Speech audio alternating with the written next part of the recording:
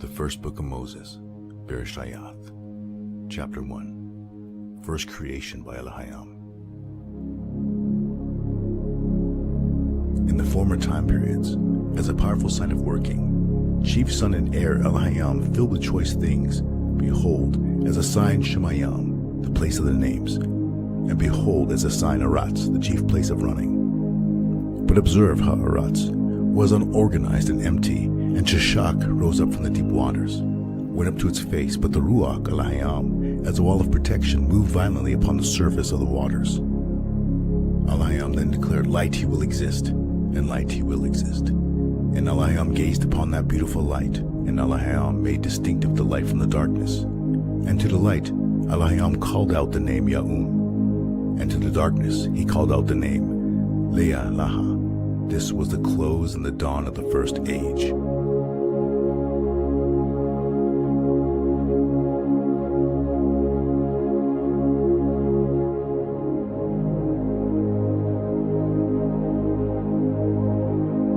The Ketub Abarayas, or the Paleo Hebrew, is a language over 5,000 years old. It chronicles a story branching forth from ancient time.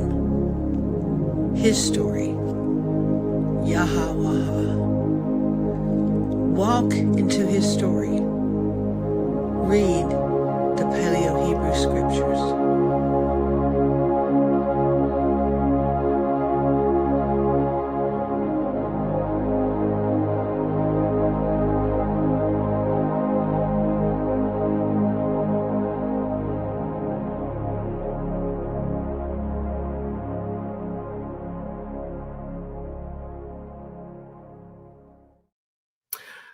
Shalom, Hebrews and Shebrews. My name is Noel Joshua Hadley, and I am here with our special guest tonight, Andrew Hoy. Thank you for coming on, Andrew. I think this is your second or third time coming on. And before we do just hit the ground running, just make clear, in case you guys didn't see it, in the if you're not sure why you're here tonight, we're here to talk about Andrew's amazing research into the tabernacle in the wilderness, the domed tabernacle. Maybe some of you might want to call it the yurt tabernacle. We're here to discuss that tonight. And a couple weeks ago, Andrew, I think it was on a Sabbath, if I recall, a couple Sabbaths ago, 119 Ministries dropped a video on why they are against the Andrew's research. Now, they specifically mentioned him in the video, dropped his name, stomped on his life's work. And I immediately sent Andrew a email, and I gave the spoiler warning in there. I'm like, okay, a trigger warning for Sabbath, don't read this if you don't, because I can't stand that when people give me bad news on a Sabbath. I'd rather see it afterwards. But anyways, he got back to me later that night, and we were talking, and we wanted to bring 119 Ministries on to do a discussion, a gentlemanly discussion on it, to discuss the difference between a rectangular and a domed or circular shaped tabernacle. And I was within, I think, a day or something like that of writing them and contacting them. I received I think it was a form letter. I don't think they even took the time to actually write me a note. It was just a generic form letter that they would not be coming on. They won't do debates or anything like that. And so here we are. So I invited Andrew on to give his rebuttal, his response, and just show why his research is applicable and true. So welcome, Andrew. Thank you for coming on tonight. Well, thanks for having me, Noel. And like I said, we've been, I would call it 2.5 times, because the first time, we were together, we were having tech difficulties, and hopefully we don't get hit with more tonight. I'm noticing some lag with my video. So, hopefully get past that. But yeah, on the, I guess having this title, what it is, was God's house a rectangle, or his tabernacle a rectangle? That's really kind of in response to that title. In response to that, was God's tabernacle a circle thing? And it wasn't something that they really tested on that video. They kind of went through the motions as if they were testing it, but in about to reduce this volume of work into really it was less than 15 minutes, or right around 15 minutes. Video runs 19, but chop off the ends and the intros and stuff, and you're left with 15 minutes of content. And it was really poorly represented. So it's this is a case of being kind of tried in the court of public opinion. And the public opinion, here's again title slide, which is based on theirs here. So this public opinion problem, it's kind of it's putting me at a tremendous risk in a lot of ways. When I say risk, they've got the big when I say the big microphone and everything. They even put this on their web page. If you look at the two different ministries on YouTube, we've got. They do Tabernacle content. It's all about they have 11 videos in their set. They ran that about 2023, 2024. They were making that. So it was a year ago, and I don't know how much they actually studied my content, but here's again cover sheet of that. But I'm making the argument, bigger isn't always better. It's what's more important is reach. And so, hopefully, with your audience here, Noel, we can have an open and honest discussion without kind of shortcutting things. And I do intend to go over all the content that they have, but they've got 74 times the number of subs that I have. So. But what this is telling me is they are they're losing ground in their camp and their narrative, because obviously this has got enough attention to really aggravate them, because they're taking a position of orthodoxy. When I say orthodoxy, whether it's Jewish or Christian, they're taking the traditional again Bible art. Was David this young? Probably not, but we get all these images in our heads, and we formulate our thoughts based on them. So so this is just some excerpts out of YouTube's the YouTube comment feed. If you take a look at there's a lot of people here. You're twisting Hoy's take. You're misrepresenting him. You get several of these, and then there's also the other side. People saying, well, you should at least have a conversation with him. Did you reach out to him on that? Because otherwise, I don't think that they would have done what they did as far as that. So. We have this concept of test of 2 or 3 witnesses, right? This is not only Old Testament, rolls back in the New Testament. So one man or one witness shall not rise up against a man for any iniquity, for any sin. In any sin that he sins, at the mouth of 2 or 3 witnesses, or at the mouth of 3 witnesses, shall the matter be established. So. Here's kind of our thing. So I'm obviously doing this in the public sphere, so it makes it a little different from a standpoint of criticizing. And I'm not above and beyond taking public criticism, but what I am not agreeable to is being misrepresented. Is they've really misrepresented my work a lot. So, I'm frankly I was concerned for where they're coming at. So I posted this onto their Facebook. Are you guys sure that this is the path you want to take? I don't think you've done your due diligence, and I don't think it's going to end well. This is, this is something that I've got, really, I feel ironclad, and we'll see. Everyone else, the audience, you guys can formulate your own opinions on it, but. We got the proverb: when you throw mud at other people, you not only get dirty hands, but you also lose ground. So again, I did reach out to them with the hope that they would, kind of reconsider what they'd put out. Again, with a lot of the YouTube comments kind of coming in negative on them as well. We've got this other idea: before you make war against a city, then proclaim peace to it and say, hey. I'm trying to offer truce here. So, that's what I feel I did. We also got the standards on false witness. When you're doing false witness in court, whatever you're trying to prosecute against someone else, that's going to be flipped. That's the way that, the courts were supposed to work. And I think that's the way that courts of heaven will work. So, I did entitle this, or I should say we're calling this 119 questions, and I'm saying this is for 119 Ministries, because I have gone through their entire video, I say several times to the point of exhaustion, to basically develop 119 questions. So again, it's in response to all this misrepresentation. Let me just get at my note here. I'm kind of a little bit addicted to my spreadsheets, and I had to swap computers here. So, one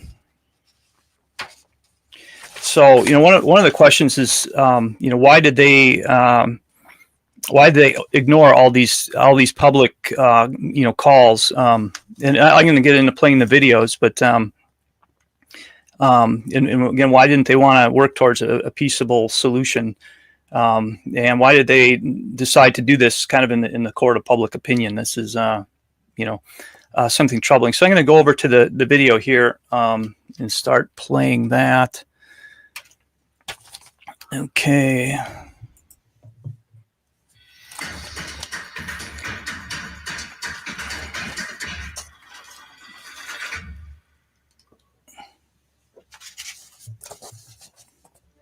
Hello, and welcome to another teaching from 119 Ministries. Our ministry believes that the whole Bible is true and applicable to our lives today. If you'd like to learn more about what we believe and teach, please visit us at testeverything.net. So we got a case here.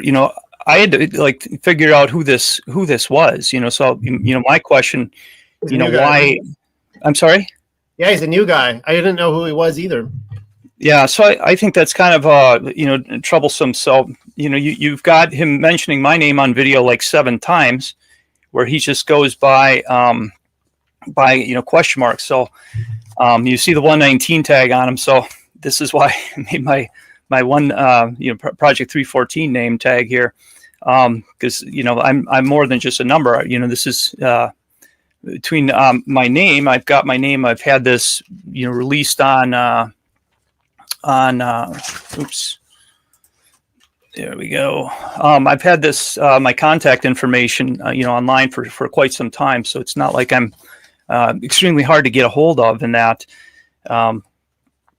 So getting back to this test everything, if you test everything, well, why didn't you test me here?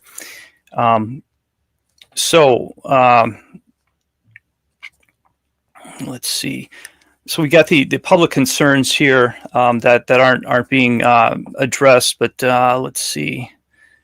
I'm too scripted here because I've got too many questions, maybe. But I'm gonna play the video a little more, and you see what they've. This video, please click the like button and subscribe to our channel by clicking the subscribe button below. We hope you enjoy studying and testing the following teaching.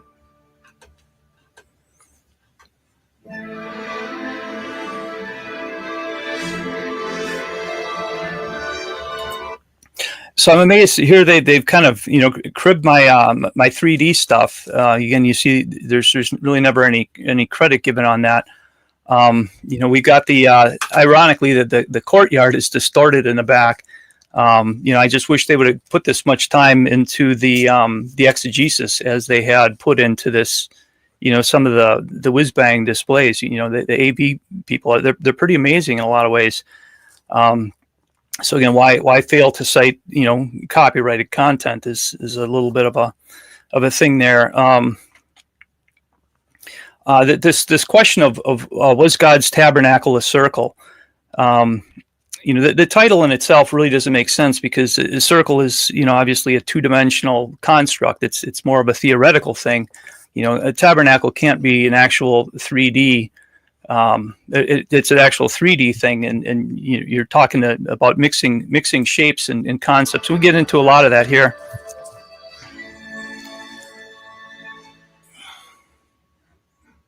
In the book of Exodus, God describes the dimensions of the tabernacle in the wilderness, which is the place where his presence dwelled and the people of Israel came to work. So doesn't 119 know that the Hebrew Exodus term for worship or holy day is based on actually earlier in the text? Let me bring up my slide here. So if you go all the way back to where Exodus 5 is, we got the first allusion really to this round tabernacle. This let my people go, so that what, so that Yachagu is the Hebrew. We have this idea of celebrating the feast in the wilderness.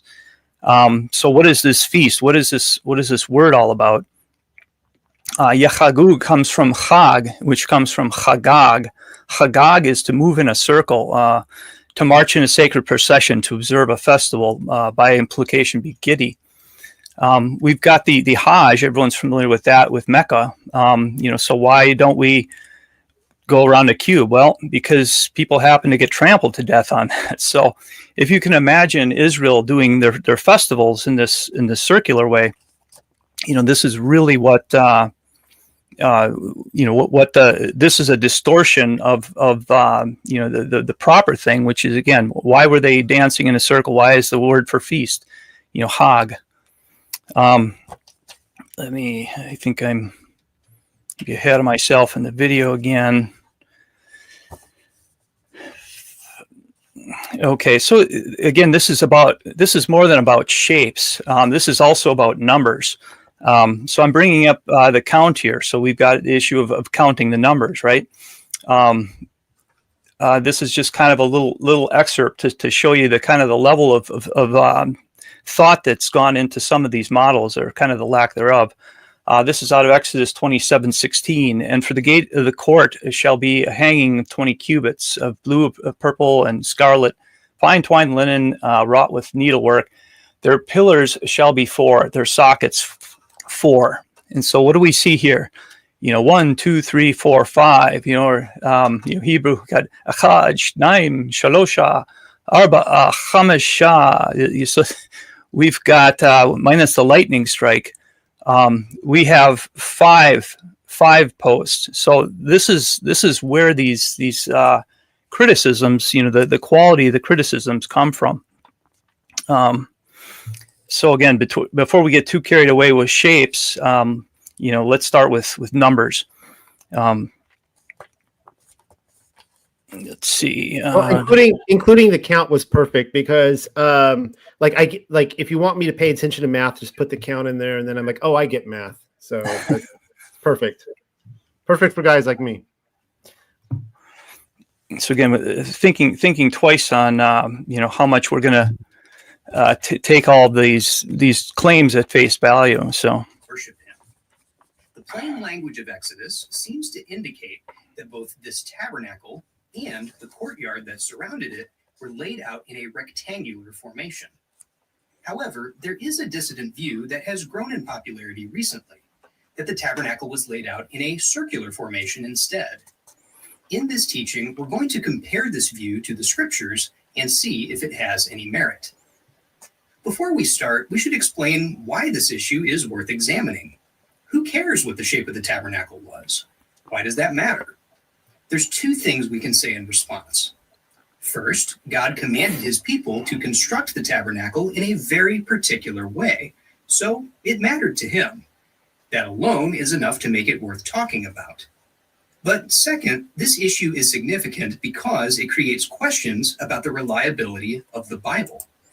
And that's another falsehood, the idea that this is going to cause issues with the reliability of the Bible. What we're arguing here is translation. So, can 119 tell the difference between, issues of translation or interpretation versus the Bible? I'm not trash talking the Bible. We both have different views on it. So, we both testify to the divine origins of the scriptures. We both believe that they're inspired in Hebrew. So for him to cast it in this light, like I'm trying to take away the Bible. I am trying to bring points of problems about the English Bible. Yes. So that is a really strong distinction there. So, oops. The scriptures seem to be quite clear that the tabernacle and its courtyard were rectangular.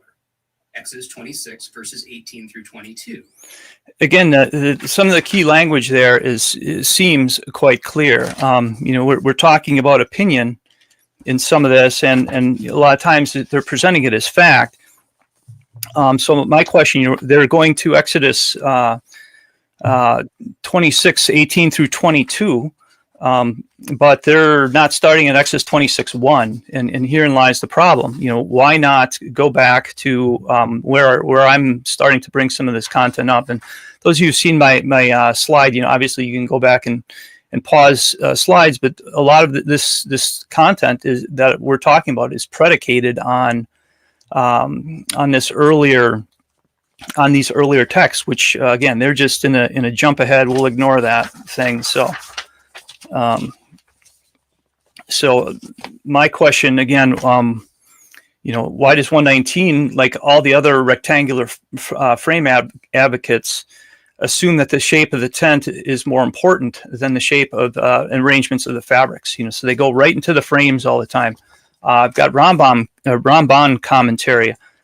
He had zero to say about the curtains. So when you skip it, you got here a little, there a little. Everything is kind of metered out in that regard. Let's see here. Next slide. So we've also got some Hebrew nuance as far as these slides or these words side. So this idea that make 20 frames on the south side, and for the second side of the tabernacle, the north side. But here we got a different, making mention of the rear. So if we got Hebrew experts here that we're listening to, critiquing my content on, it's like, well, what about these words? Because the Hebrew words, they're using multiple words for side. Why doesn't 119 take that into consideration? A rectangle is it's a four-sided figure. And what are we being what were we described here? We're only described two sides, and arguably a third, again, based on what word means side. There's one Hebrew word here that means side, and then the rest of them have deeper meanings. And so you can't just skip those over. We got rectangle here again. It's a four-sided structure, and so they're making argument for this whole through this whole video that, hey, this is a four-sided, this is a four-sided plain thing, which is again a rectangle. So the tabernacle, even if it was rectangular, it could not be a rectangle. And again, they're trying to take some of these things out of context. So here we've got, again, Hebrew describing four, do we have it describing four sides? Because, here we've got, a word that's translated as edge. Here, angle wall, which is kind of an interesting here. And here it's flanks. And so, these are some of the nuances that they're just skipping. Oops.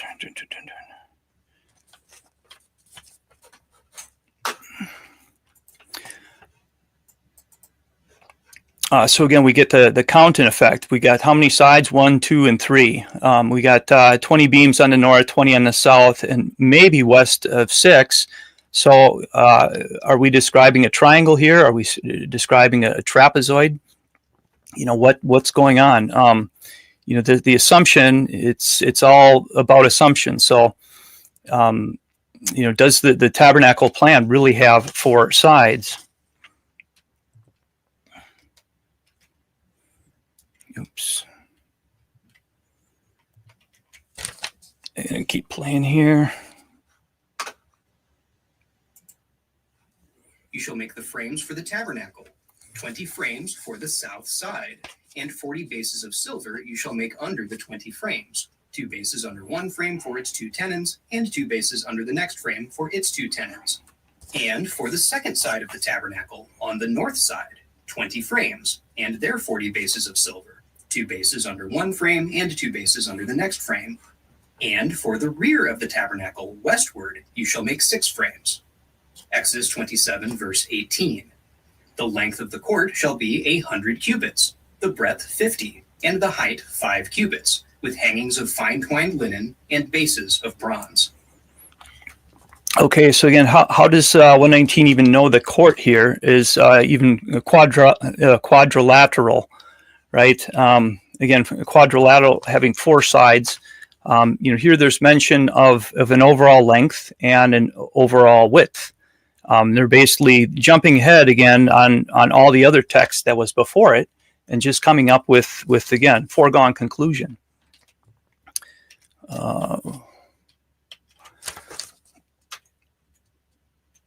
Okay, so I'm basically asking people to think outside the box here. We have a compass. A compass. How many sides does a compass have? Well, you could say it's got different number of cardinal points. We got 4 cardinal points of the compass. But here we're talking. We're told about something to the north side and the south side, and then arguably something west in the rear. So this is all we've been told so far. And again, the assumption that everything is aligned in this north and south is, again, they're getting ahead of themselves, and so that is a problem. Let me play on here. In fact, literally every Bible translation depicts the tabernacle as a rectangular structure. So this text here, as he's saying it, every Bible translation depicts it as a rectangular structure. Every single one of these verses is talking about the courtyard. So again, this is more, I don't know if he doesn't have the language, being able to specify well enough. But he's trying to blend together 2 things and 2 ideas. There's the tabernacle in the center, and then the courtyard around the exterior. And so he's basically saying, again, because all these are saying, the length is 100 and the width is 50, that's a rectangle, that's a rectangle, that's a rectangle. No matter how many times you say it, it's like, does saying it more make it more true? So my question too, why did he go out of the way to favor translators that neglect the other, the 50 detail altogether? Oops. And there. Okay, so again, these are different shapes that can be that are 4-sided, and again, we get no mention of 4 sides yet, at least in his presentation. So again, how do we know the arrangements of these 4 different sides? And then this other case that he's showing is like the undeniable proof. We've got Exodus 28:18a, so he truncates the latter half of this, but you can see every place where I've got it highlighted, and it's breadth 50 everywhere. Okay, so we say 50 everywhere. This idea of chamashim b'chamashim is 50 in 50. Okay, so a lot of the translators just dump it out. He's using an ESV. Well, an ESV is it talks about and the breadth 50. What you don't see is any mention of the second 50. And so again, he's making such a strong case for, this is a rectangle. There's only one translation that he cited here is that mentioned the 50 by 50, right? And this is Young's literal translation, because they're actually bringing out this detail. When I was in Israel in touring Shiloh, ancient Shiloh, talked to the tour guide, and the tour guide, he's a native Hebrew speaker, and he's like, he says to the other guy, Mazeh, chamashim b'chamashim, because he's asking his friend, what's this, 50 and 50? Because he didn't understand it. Okay, so this is one of these details. You just sweep it under the rug. Can we do that here if we're gonna talk about the getting into the real meaning of what the Hebrew is saying? I think not.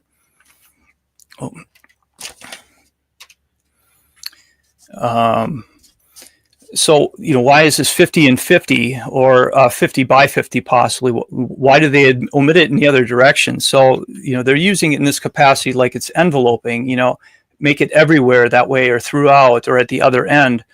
well, if this is just a pure rectangular structure, well, why aren't they going to say, chamesh b'chamesh and amah b'amah? This is what they would do if they're giving 3 dimensions, an X, Y, and Z direction. This is what you'd expect if this is giving an overall enveloping side. So again, I'm listing the Youngs up here, breadth 50 by 50, breadth 50 by 50, 50 by 50. You can see all the literal translations pop it out that way. So what are we talking about? Are we talking, and this is, again, it's 5 cubits high. So are we talking about a box that's somehow elevated, floated over? There's sometimes where people will say 2 width directions. Something is 100 long, by this, by that, 2 by 4, a 4 by 4. It's a board that's 96 inches long and it's 4 by 4, right? So this is the kind of language that it's using here. But again, they're overlooking it and they're just jumping right to the conclusion. So if the tabernacle was really a circle, then every single English translation, both Jewish and Christian, has gotten it wrong, which raises some serious questions about the credibility of those English translations. So he says that all the translations getting it wrong. Again, a lot of times this is more about interpretation than translation. I'm not complaining about using the word length and width, which is kind of where he's going or suggesting that I'm doing. Let's see that other slide here.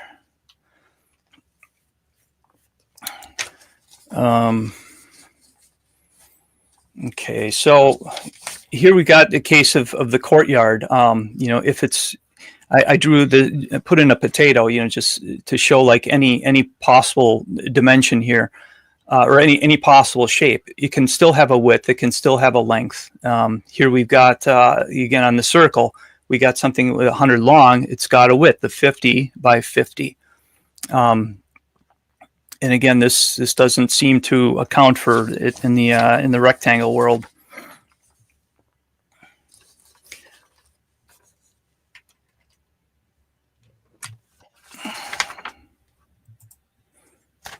On the other hand, if the translators got it right, then that raises questions about the people who claim that the tabernacle was a circle. If they can't get that simple detail right, then people will likely question their credibility when it comes to very serious matters like sin, repentance, and salvation. This would harm their witness as representatives of God's word. So here he brings up, I think, a very powerful point. And I think it's kind of funny, as far as talking in terms of credibility, where they're going with this. So this comes right off of their website. Their website, the About Us and the history. It says, as it relates to our credibility, we readily admit that we have none. Okay, so how is it that you're saying that you have no credibility and then being all concerned about the credibility of us as witnesses? They say we simply study his word and teach what we believe to be truth. Well, I get that, but it is our desire to receive no attention or notoriety. Well, I think what they're trying to say is they have no credential, which is different than credibility. Credibility is the quality of being trusted or believed in. So here they are admitting it's like, well, we have no credibility. Well, this is why you have no credibility. If you're making claims, you can't prove the count and all that. And again, you don't reach out. So let's see on the rectangle here.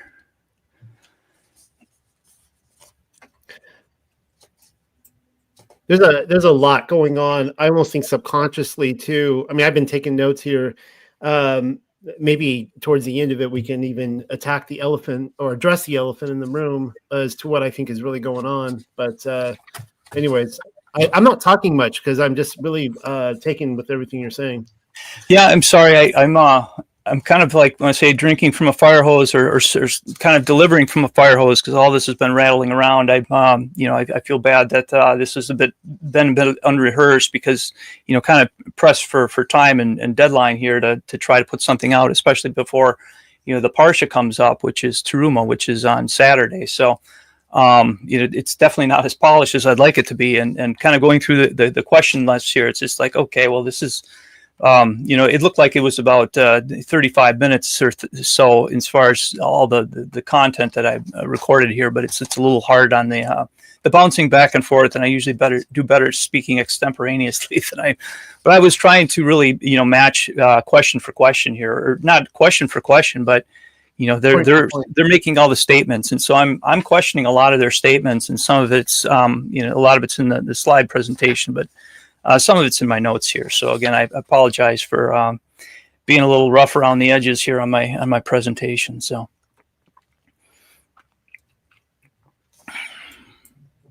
Seem like a trivial thing, this isn't an issue that we want to get wrong, and certainly not something that we want to spread around if it's false. So he's kind of resorting to fear-mongering, tactics here, kind of saying, oh, you don't want to be spreading that around if you don't really know everything, and so they're trying to really kind of suppress the messages as far as I can see here. It's worth checking into to see if it has any merit. So what do proponents of this theory say when they're confronted with the fact that every Bible translation says that the tabernacle was a rectangle? So he's talking about the hypothetical. What would they say? And this is why I had these slides in there. Have you had a conversation with him? So he's presenting this hypothetical as if it's something real. And it's not. It's something that I've been denied the opportunity to answer all this. So he just also said that everywhere that the tabernacle, it says it's a rectangle. Well, this is a Bible Gateway search results, and if you type in the word rectangle, we got all of three. I'm sorry. We actually have 0 results, but we have 3 results of rectangle for rectangular, right? So you see in rectangular, we got 1 Kings 7:5, Ezekiel 41. We have nothing in the world of Exodus. We have also square, 55 accounts for square, 207 for line. So we got length at 119, ironically, and circle it even at 17. But he's basically saying throughout this presentation, like a propagandist, the tabernacle or the Exodus says it's a rectangle. Exodus says it's a rectangle. No, that's simply not true. The translators could have used rectangle, but that wasn't in the original. When I say base language, it's again, how do we define the rectangle? So it sounds like what you're saying is that he had such preconceived notions that in his mind he just thought the rectangle had to be there, and how could anyone deny that? If I'm hearing that right? And you're not finding it. Absolutely, yeah. I mean, so again, getting into rectangle, what is a rectangle we need, to go back to this level of schooling? We're really going back to what, 1st and 2nd grade on shapes. Rectangles have 4 straight lines. They all have parallel sides. They have right angle corners. You don't use those words right angle corners, but you get kids that young being able to point out what a rectangle is. Well, when you get a little older and into your geometry classes, you start understanding what a right angle is, but you understand the tests for what we would call a rectangle as far as the shape. So yeah, it's something that. So I'm asking, can you guys identify which Bible translations say that the tabernacle is a rectangle? Because again, the search results point at 0 here. And just and not checking this up for yourself. If you were just to go watch their video, you would believe it when he says that they're all the translators are identifying it as rectangular, and how could they all be wrong? And turns out that's not the case at all. Yep. That whole you got a mixture of normalcy bias. We've got this argument from authority. All these things that are logically, not, they don't stand up in a court of law as far as laws of logic, laws of argument, etc. So. Well, Andrew Hoy, the man who came up with the circular tabernacle idea, says that translators, quote, give preference to their preconceived notions while translating the Hebrew. Okay, so that, as far as testing all things here, by the way, I'm sorry to interrupt. He actually proved that point, that he actually is attacking this idea that anyone would say someone would go with their preconceived notions, and he actually is in this video. I think we've established that point, that he's projecting this idea that he actually does. So anyways, go ahead. Absolutely. So getting into this quoting and misquoting here. So I'm saying, after all, it is bad engineering practice to force a proverbial square peg into a round hole. Yet that is exactly what theologians do when they give preference to their preconceived notions, translating Hebrew. So the way he's spinning this, and he actually includes a link to this. He's counting on the fact that nobody's going to read it. But I said that all translators are lazy and give preference to their preconceived notions. And I'm saying no, this is a conditional thing.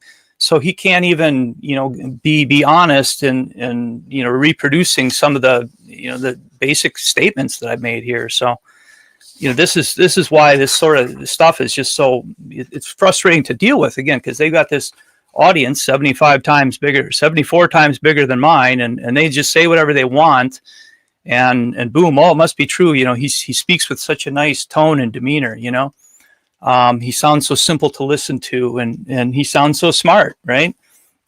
Well, we'll test what he knows here.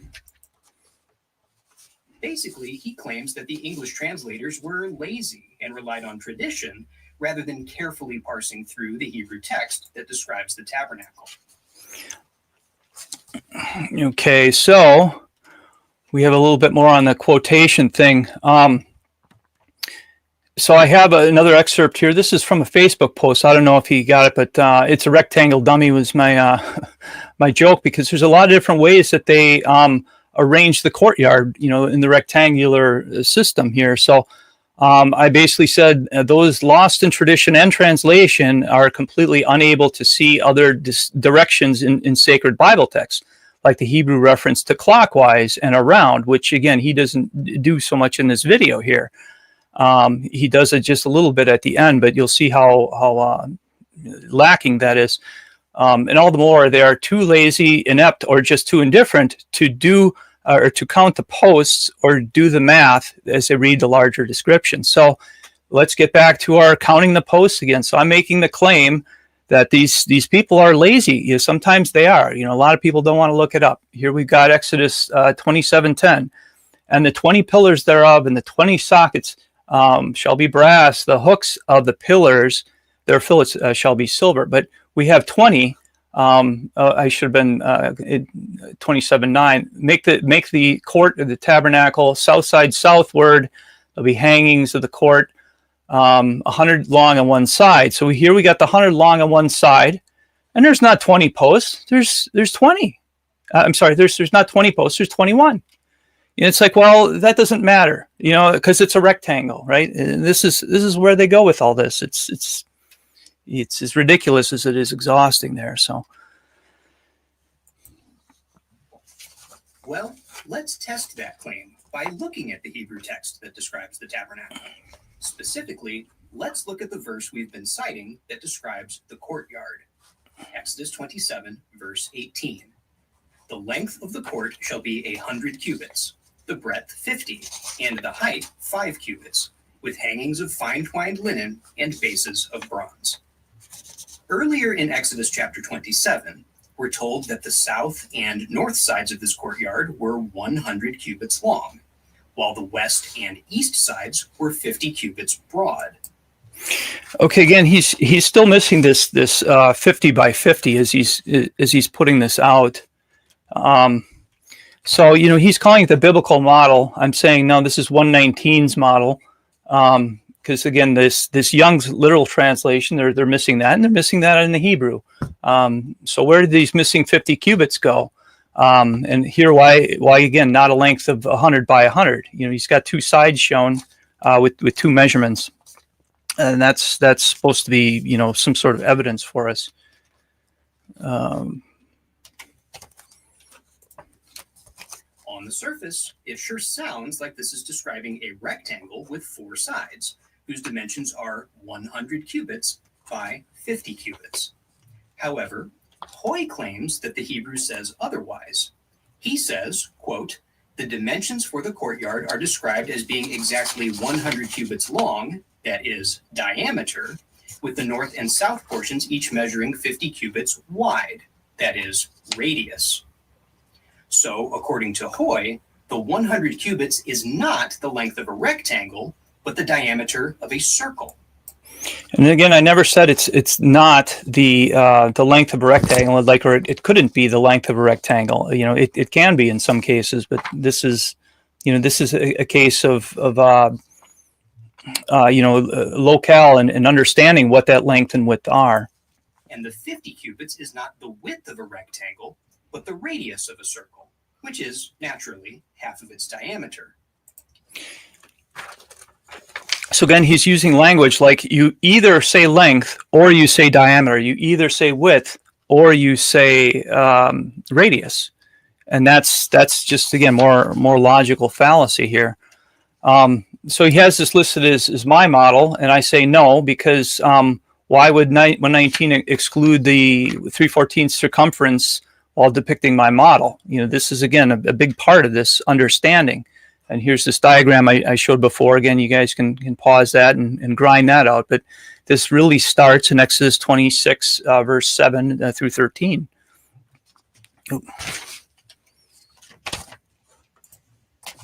So what does the Hebrew in this verse say?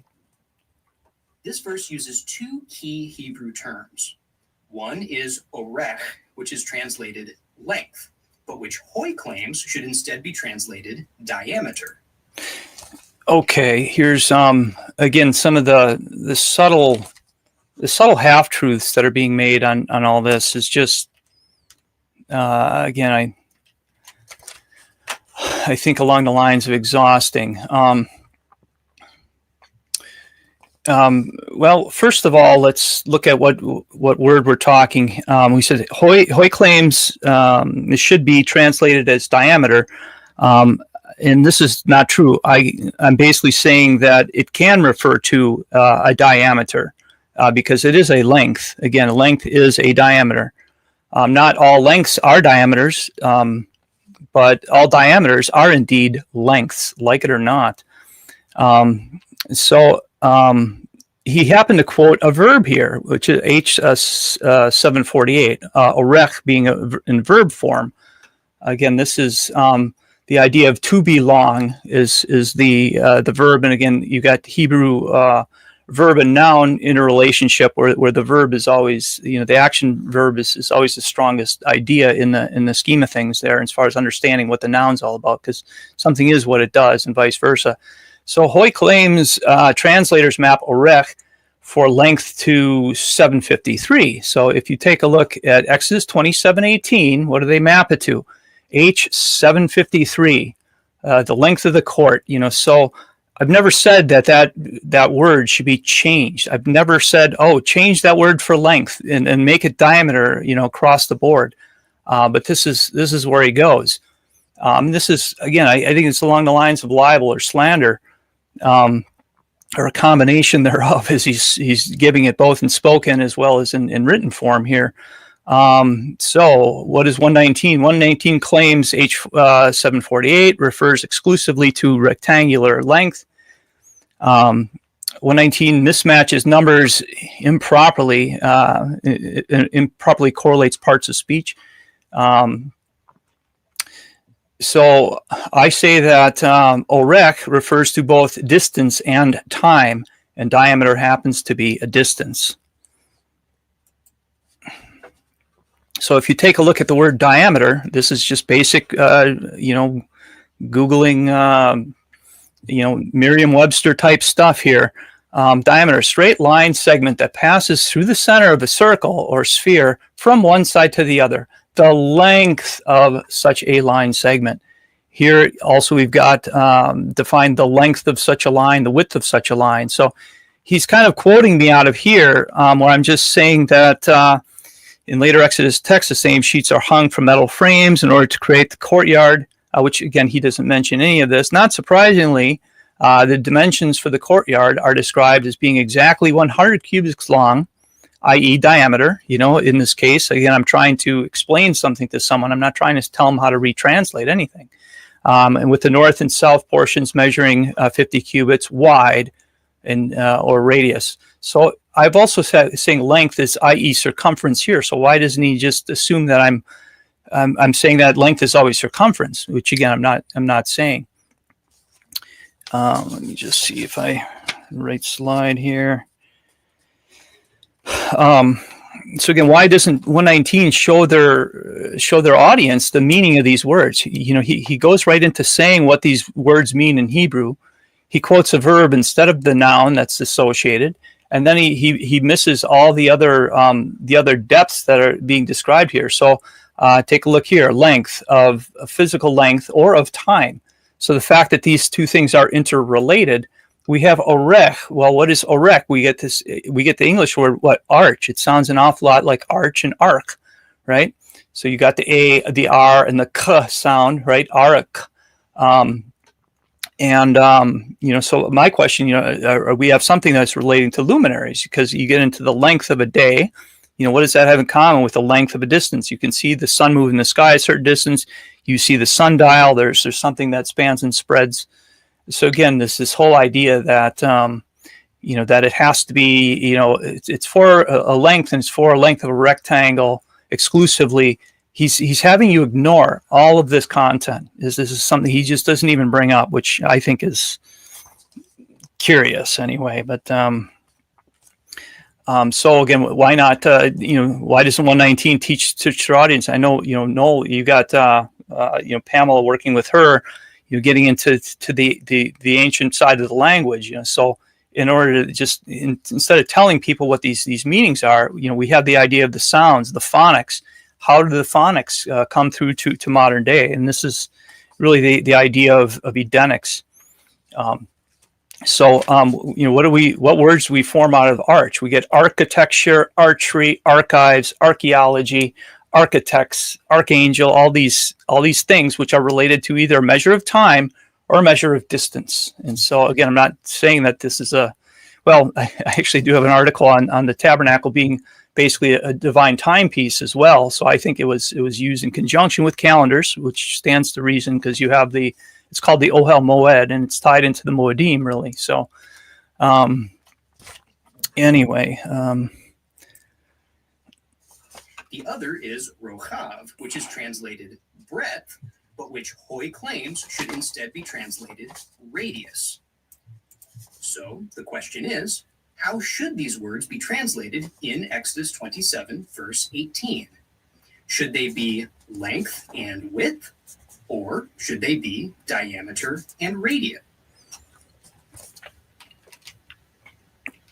Okay, so again, we're getting kind of nailed with this false choice. You know, either you have to translate it as diameter and radius, or you have to translate it in length and width. And this is not where I'm going. This is again misrepresentative here. So Hoy claims that it can be or can refer to a radius, but guess what? He did again. He referred to the verbs instead of the nouns.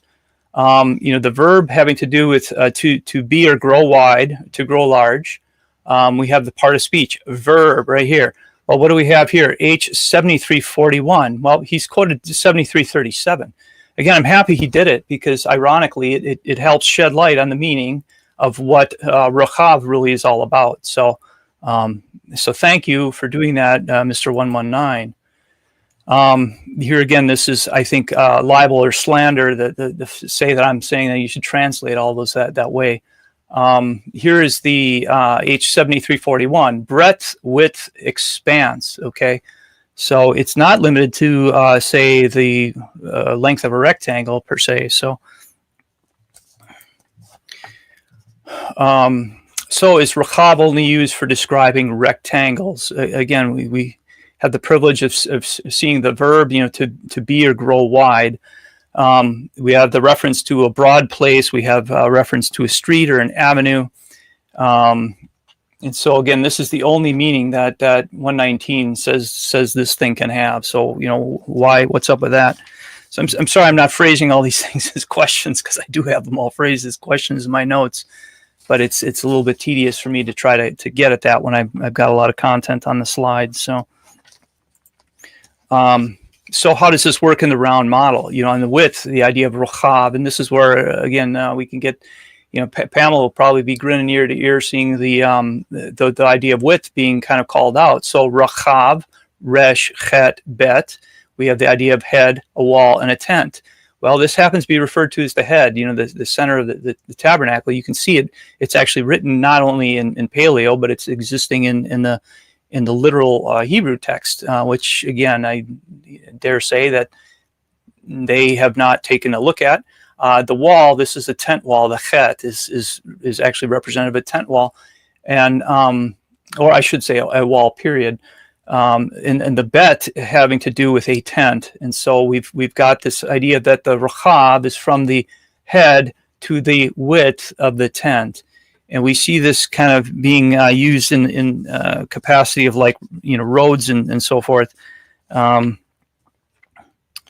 Let's see. Back to.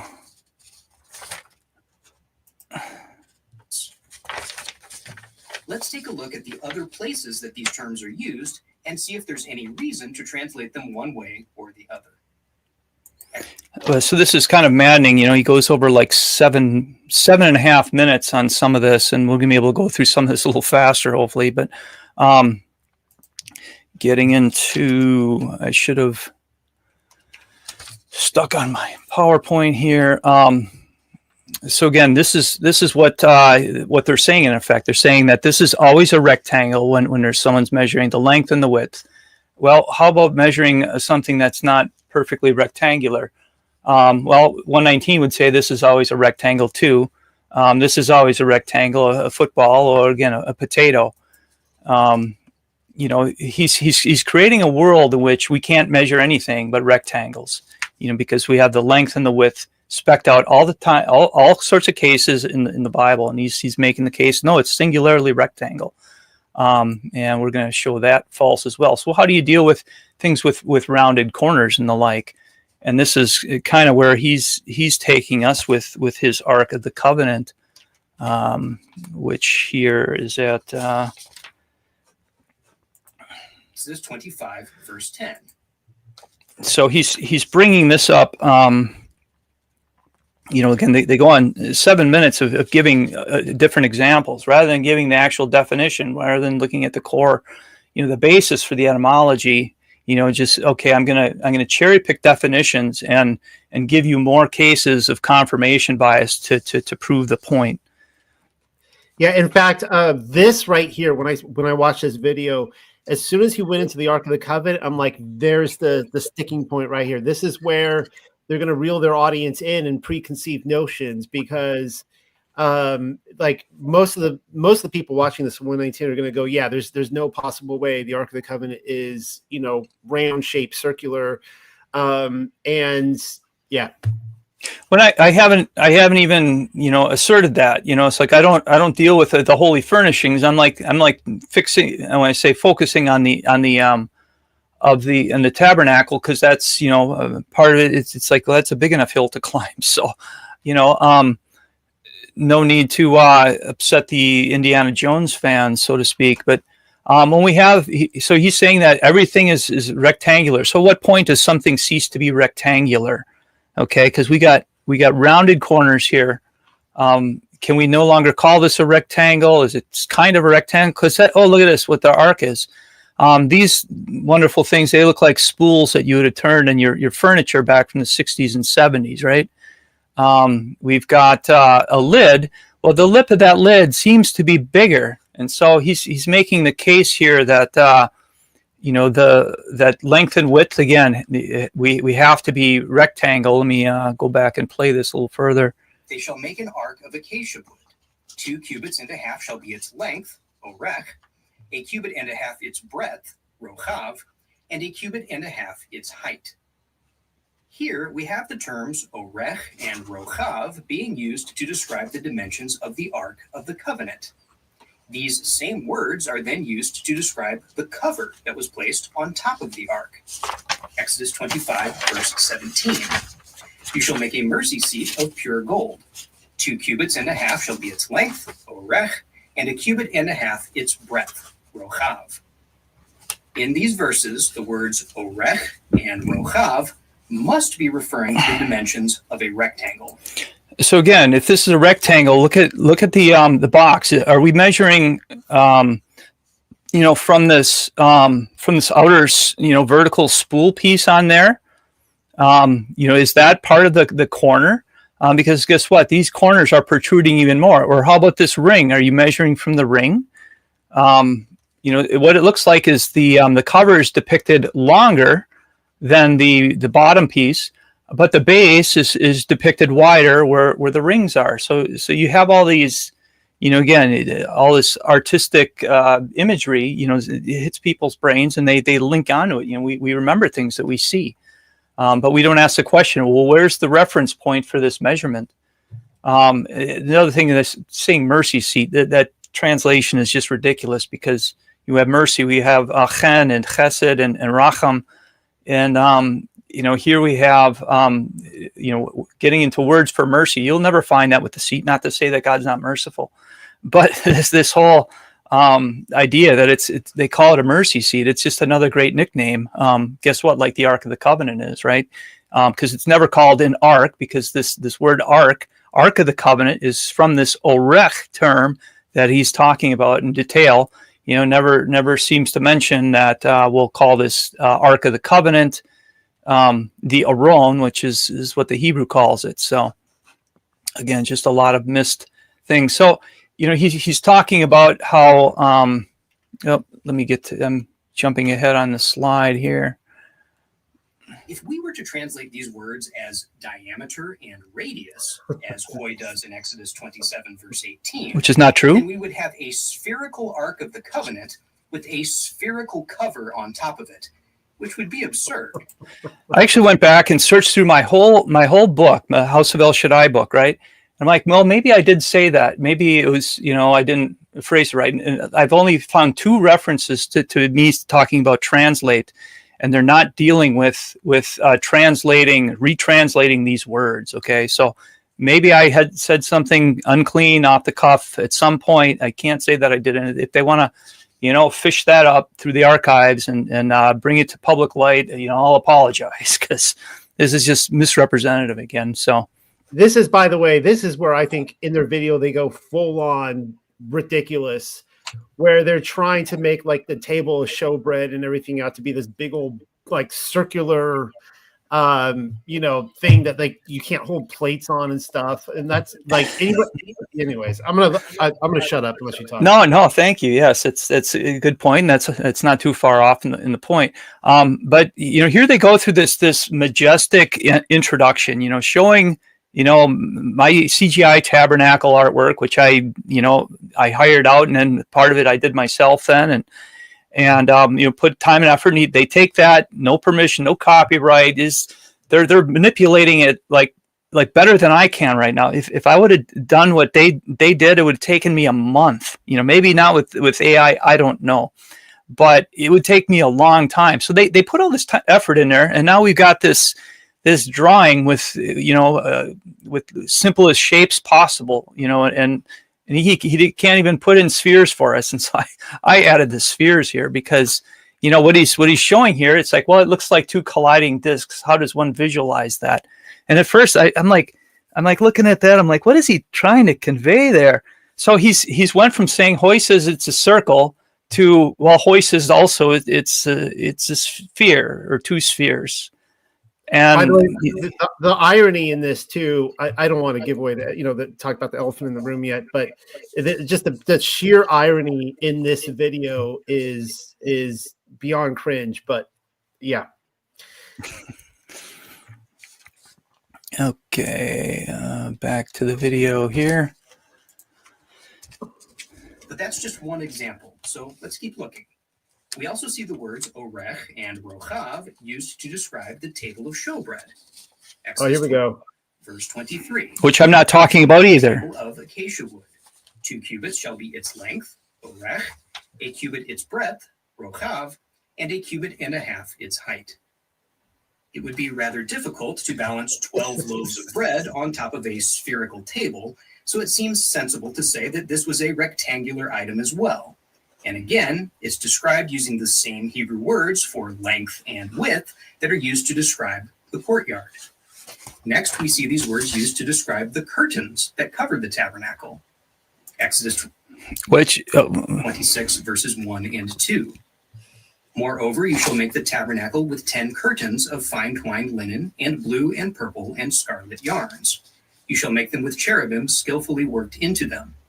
The length, orech, of each curtain shall be 28 cubits, and the breadth, rochav, of each curtain 4 cubits. All the curtains shall be the same size.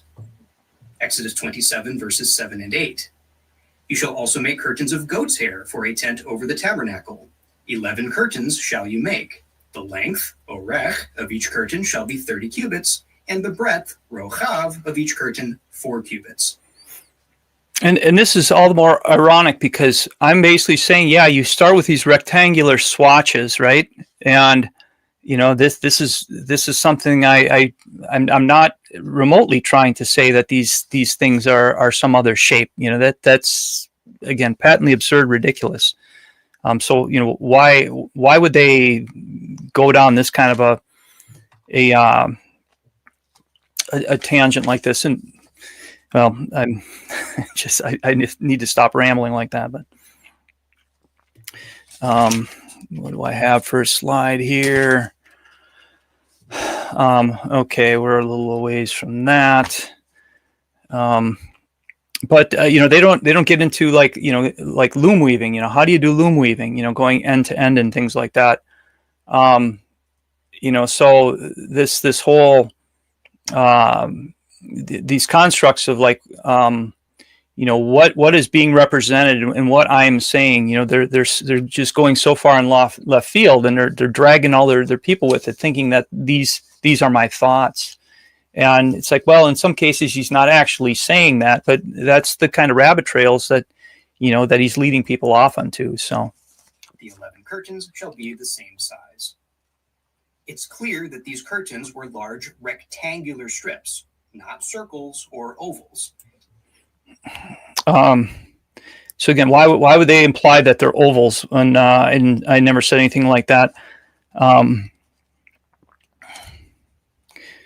So I guess the question I have for them is like, well, why aren't you showing these connected, at the right edges? Because if you understand how loom weaving works, you're taking a long patch of fabric, you're stretching it out, or when I say you're bringing strings back and forth, and then you weave in and out, back and forth. So you're kind of making this lattice. So at the end of it, you're cutting the ends off, and so it's talking about joining these curtains at the cut edges. And again, he doesn't show that. In this diagram here, you've got all these. It looks like stitches, but if you count them up, you're going to get way more than 50, because it talks about using 50 loops. This is again more of these details. It's like, oh, yawn. I'm not going to read that. I get that. It's for some people, this is, I never was interested in this until I made the discovery. And part of the reason I was never interested in it is because this thing looks so ridiculous that who's going to say, oh, wow, I serve a God who, again, lives in a box. It's the Jack in the Box model is kind of the thing. So let me back it up just a second here. So we make these pretty highly artistic things and intricate works, right? And then we're dragging the back corners in the sand. All right. Does that make a whole lot of sense? It's all sagging over the roof. And then, what else do we got going on here? We got it all bunched up in the corners. We've got the corners, kind of wanting to poke through. When I say, if you ever pull a fabric over a corner, you pull that tightly, guess what it does? Eventually it tears. So again, stressed at the corners. And then we have all this pretty artwork. And what are you going to do with that? Well, we're going to cover it up. So only one of the 6 sides of this would be visible in theory. And so why would you make all this pretty stuff only to cover it up with a heap of white? Rectangular strips. So there it's covered up with a heap of white, right? circles, or oval. And we also got these brass tacks that join it together. We got a set of 5 and a set of 6. I got to back up. Sorry again. Size, circles, or not. Here that these curtains were large rectangular. Okay, so not only do we have the bunch up, but it says to take a set of 5, a set of 6, and fold over the last curtain that at the end of the line, more or less. And guess what we have here? Well, this is unfolded, and again we got these copper things stitching the two halves together. It's like, why does that make any sense to do that? What structural benefit? What fabrication benefit? What symbolic benefit? If you want it, because they always go to symbolism, right? Because that becomes the answer to all these mysteries and the questions. Oh, he's told us to build it that way, and so it's sacred and symbolic. And it's like, well, yeah, but it also has purpose, because he doesn't have us run around in life doing purposeless things.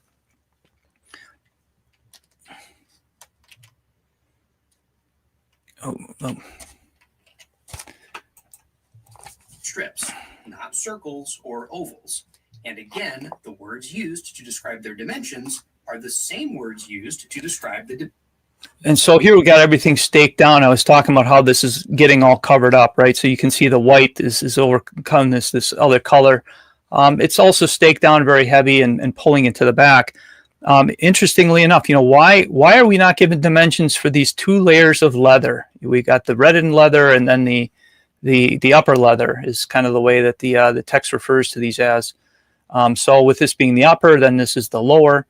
Another textual non-conformance they've got is this second layer that they have on there. It's not supposed to go over the top. It says to go over the sides. Tzadi is the Hebrew there. And oops, I guess we don't have to pay attention to that, because they put it over the top. And so they're all, rectangle, rectangle, rectangle. Well, you got no knowledge base of the rest of this stuff here. So dimensions of the courtyard. We further see these words used to describe the wooden frames that formed the skeleton of the temple. Okay, the wooden frame. So he says wooden frames, and I think part of the reason he's saying wooden frames is because this is what this version, the CGI version, is depicting. But what do we have here? It looks like there's seams or joints at all these different places. So if there's 20 frames, well, we've increased that to, if you count all these out, it turns into like 46, which is like, all right. So apparently the frame is they're saying it's only Used to let's see describe the dimensions of the courtyard. just bringing this back here. Okay, so we got these little nubs. What Bible verse does that say? He's saying this. Oh, it's talking about the length and the width of these. Are you including these little nubs that they're adding in? Because the Bible doesn't talk about these little nubs. This is a minority opinion that they're making frames. The Strong's term there again is referring to like a beam, like you would use in shipbuilding, or a board or a plank. Walking the plank matey. It's not talking about this hollow thing, which incidentally, he's fixated on dimensions. Well, he says the length and the width. Okay, so the length and the width here, this is a measure of 10 cubits tall or long. And again, that language, it could actually say tall, but it doesn't. It says that they're 10 cubits long. So he's putting them up, linear. And it's like, well, I'm not taking objection to that, because he's saying that they're 10 cubits in rise or length instead of rise, because the length can become the rise, because again, it's a unit of measure. But then it says it make them 10 by 1 by 1/2, and this is another width problem. So traditionally, the rectangular models, they don't know how thick these pieces are. It's like, well, if you're going to build something, if I say, hey, Noel, go to Home Depot for me and pick up some boards, will you? What size boards do you want? Well, I want them to be 10 foot long. Well, how thick? Well, 2 inches. Okay, well, how wide? I don't know. Whatever you want. I mean, it doesn't work that way. You're going to get a 2x1, a 2x4, a 2x6, a 2x8. All these different sizes. And so the traditional people are always translating this as if it's a two-dimensional board, which I guess goes right in line with his thinking. It's like, oh, this piece is a rectangle, right? This is not a rectangle. This is a cuboid or a prism. A rectangular prism is the geometric term. I'm not saying that the Bible should use those terms, but anyway, you get the point. Further see these words used to describe the wooden frames that formed the skeleton of the tabernacle. Exodus 26, verses 15 and 16. So they got little stubs on the bottom of those too. You can see these little stubby feet. And, how do those things help hold it up? So we get into some of the various structural aspects of it, or what keeps this whole thing from wanting to cave inward. Here we've got, you're tensioning something and you're going to want to push it in. What's keeping these walls from collapsing inward? And I tell you what they've got on their model here, they added an extra piece, going across this way that's not called out in the Bible. That's one of these little details that, also eats away at the credibility of what they've got going here, because they're so bent on calling it a rectangle, they'll do anything to get it to conform to that description. The dimensions of the courtyard.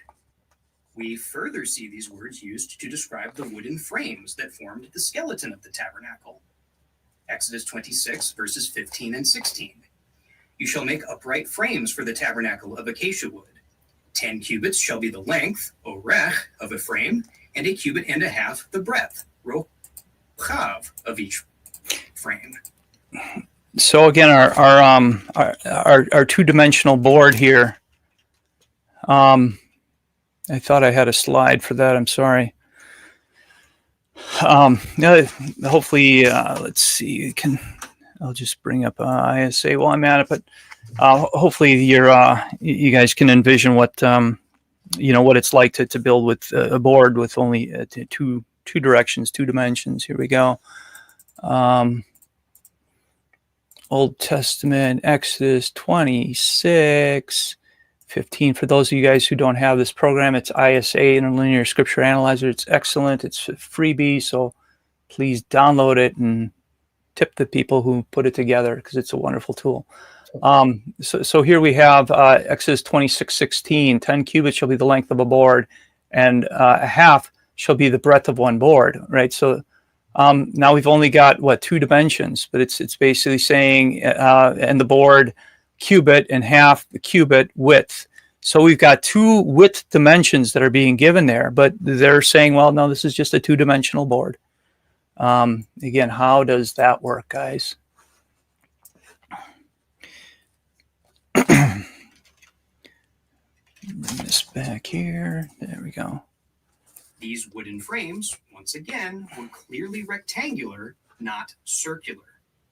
Finally, we see the words orech and rochav used to describe the dimensions of the altar of sacrifice and the altar of incense, which are specifically said to be squares. Exodus 27, verse 1. You shall make the altar of acacia wood, 5 cubits long, orech, and 5 cubits broad, rochav. The altar shall be square, and its height shall be 3 cubits. Exodus 30, verses 1 and 2. You shall make an altar on which to burn incense. You shall make it of acacia wood.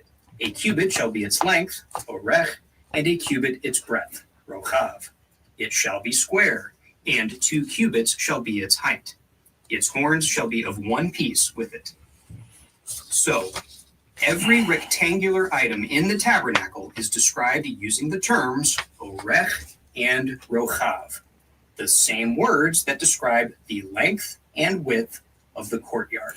So this is a lot of circular reasoning, right? So why are they using all this circular reasoning? Saying, well, because it's rectangular, because this thing's rectangular, this is also too. That's like saying if a basketball is a sphere and a basketball is orange, and the fruit we call orange is also a sphere, well, that must mean basketballs taste delicious. This is the path of thought, or like, well, Tuesday is Taco Tuesday. Well, it must be Taco Tuesday everywhere, because I can get tacos for half price on Tuesdays at this one place. we're extrapolating, and we're also limiting the language, the way that they're trying to force everyone into using it. In the context of the tabernacle, these words are always used to describe the length and width of a rectangle, and never used to describe the diameter and radius of a circle.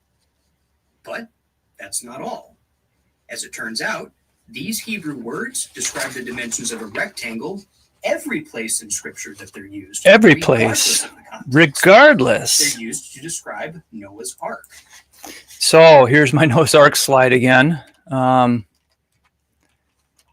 Okay, so if Noah's Ark is described this way, all the Noah's Ark models have curved corners. All ships usually have curved corners.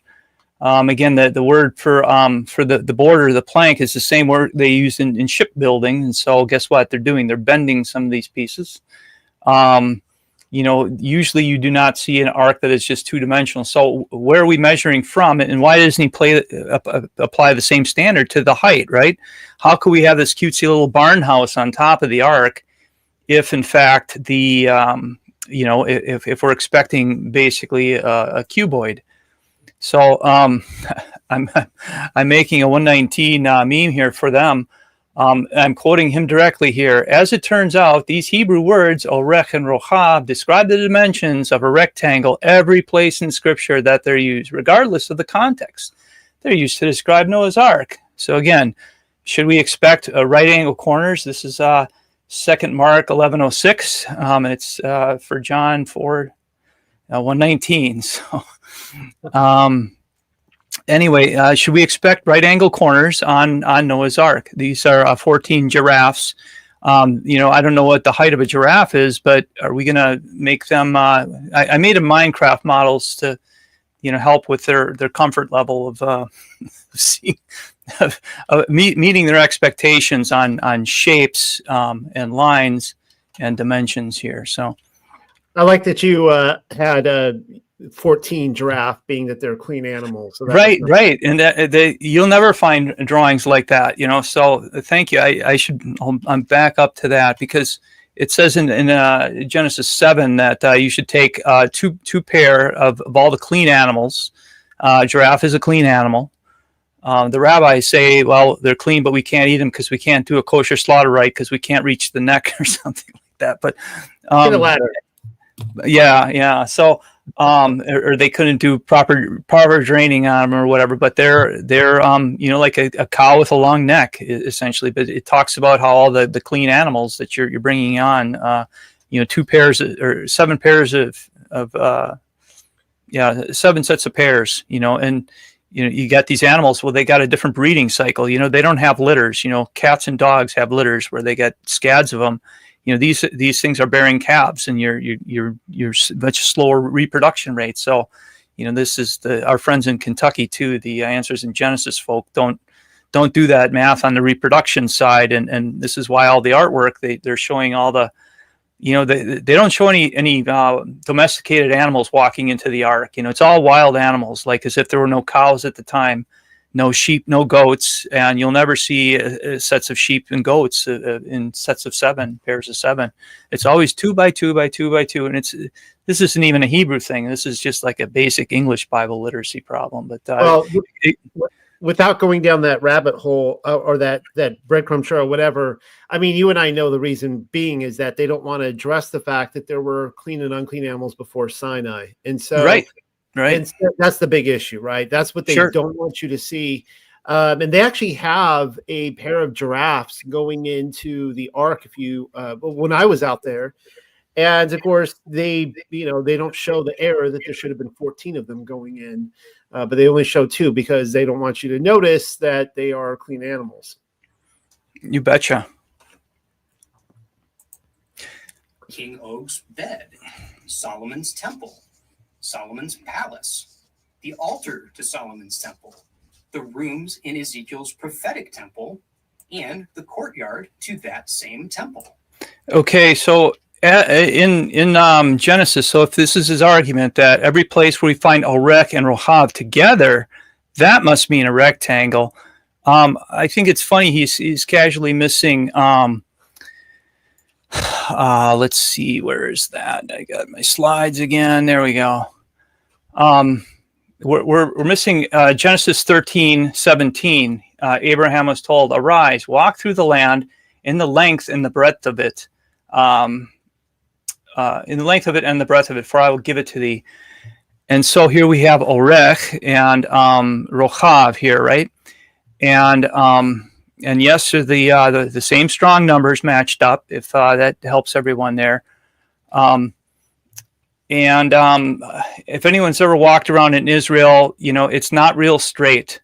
So this is a little bit of a tangent, but not really. This is a chord. Okay, a tangent is outside of a circle. Let's see here.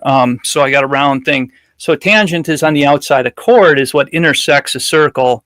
And so you have something similar on a sphere, right? So if Abraham was walking in, sometimes they'll make countries' borders, seem to be straight lines, but these straight lines, are, if you're assuming a globe layout, well, now he's going to need to be trenching into the earth as he's cutting into that, or he's going to have to be making bridges in order to rise on top of it, kind of like a disco ball. It's got all these flat little facets, right?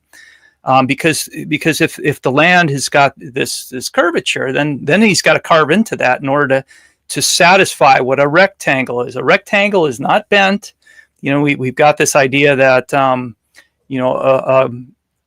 rectangle, it just has to have right angle corners. Well, that's not the entire definition of a rectangle. It's got to be made from straight lines. So we have a rectangular, bent section. I don't know what that's, I guess, referred to. I'd have to see. But that's not the definition of a rectangle, because a rectangle is a 2D planar object here. So Abraham not walking on tunnels or bridges. When I lived in Israel, you're walking uphill and downhill and uphill and downhill. This is where I used to live near. We got the old city. Are Israel's roads straight? So one of these words for road, rechov. Okay, and so here's Navaim, the street of the prophets. Is that straight? Rechov Hanavaim. We got Rechov Shiftei Israel. So Shiftei Israel, I used to live down here, but these are not straight roads.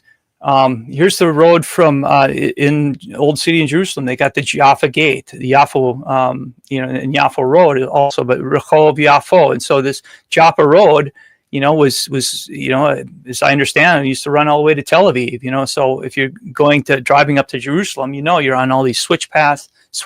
And so what does this word have to do? It has to do with the idea of width, widening. So all roads start out as narrow, rabbit trail, upgrade to deer trail, upgrade to people trail, upgrade to two directional, upgrade, things get wider and wider and wider. And so this is why the word rechov is used in ancient times as well as present times to be describing roads. It's not because they're infinitely straight and part of a rectangle, because here, if we've got the length of the road and the width of the road, he's demanding it to be a rectangle. So we've also got crown in the road, right? And that crown, there's a head on that crown. And so you're measuring again from the head of it to the width to the outer outskirt of it. So I did not know that about you. I'm learning something new about you, Andrew. I did not know you lived in right outside Jerusalem for a time. Oh yeah. So I was doing the Hebrew study there. So anyway, we've got the idea of Zechariah's scroll. Here's another omission of fact. So here we got from Zechariah 5:2, and he said unto me, what seest thou? And I answered, I see a flying roll. The length thereof is 20 cubits, and the breadth thereof 10 cubits. Okay, so we got the word for roll. So what are we talking about? Is this the unrolled scroll? Because unrolled scroll would probably be a whole lot longer, but is it that wide? This is this scroll shape. It doesn't conform to what a rectangle expectation is again. And here you have Megillah, which is from Gaul, and Gaul he gets into Agul a little bit later here. So, this is kind of where he's at with things. It's like they're playing Mad Libs in reverse. You ever play Mad Libs as kids? You insert all sorts of funny sayings, and because this is so it's teaching kids parts of speech. Because the Israelites kept worshiping rectangles, snakes, whatever. You're substituting nouns and verbs, and you can do that and still make a sentence coherent, but you're just not allowed to define words this way. This is not how you go about making sensible language. You have to start with definitions, and context confirms, but it's not to be extracted from here and then used as a definition, because especially in the translation game, I guess. So let's see. I was still reading it, and something about Noel arrived and convinced him about rounding. I made you the note. So that was supposed to be Nehemiah, because they're trying to teach kids Bible stories, but so I put you in as the as the governor. So you're the governor. I'm glad I made sure that they had bricks to protect themselves. That's that's good. So well, I was thinking of the riots, the Summer of Love a few years ago. So yeah. If the bad guys come, I'm going to teach them as their governor that pick up bricks and throw it off the wall. You bet. Instead of throwing stones, you throw bricks, right? That's right. Because they're easier. I learned that from Home Alone too. They're easier to drop off in pallets at street corners, if people are, say, interested in rioting, but that's crazy talk, I suppose. But okay, so let's see here. All right, 32. So in every case, these words are used to describe the dimensions of a rectangle, and in no case are they used to describe a circle. It stands to reason that these Hebrew words are also describing a rectangle when they're used to describe the length and width of the tabernacle courtyard. However, there's still more we can say. There are, in fact, Hebrew words that are consistently used to describe circles. The Hebrew word agol means round. It is used, for example, to describe some of the pedestals that held the water baths in Solomon's temple. 1 Kings 7, verse 31. Its opening was within a crown that projected upward 1 cubit. Its opening was round, agol, as a pedestal is made, a cubit and a half deep. At its opening, there were carvings, and its panels were square, not round. We can see that this term round is clearly contrasted with square. So Hebrew has a word to describe round things. Hebrew also has a word for circumference, sovav, which we see describing the circular basin in Solomon's temple. 1 Kings 7, verse 23. Then he made the sea of cast metal. It was round, 10 cubits from brim to brim, and 5 cubits high, and a line of 30 cubits measured its circumference, sovav. These words, agol and sovav, are consistently used to describe round objects and curved paths throughout the scriptures. Okay, I'm back on the presentation on that. I'm going to just skip over this, the idea of orek and time. I was getting that, but here we've got agol and saviv or savav that he's bringing up, and he's bringing up from the ESV. And right now, I'm going to call that the extra sloppy version because it is sloppy in here, and you'll see. If we take a look at this in the Hebrew, and this is again a great irony because he's saying agol is he's bringing that up from 1 Kings 7:30 or so, and this is 1 Kings 7:23. So he could have stayed all in one verse and brought up both of these occurrences. But if you see my color coding here, I've got agol, which is agol, with the idea of round and round. So we've also got saviv here and saviv here. They've got 2 out of 4 words for round because we have agol, saviv, and yesov.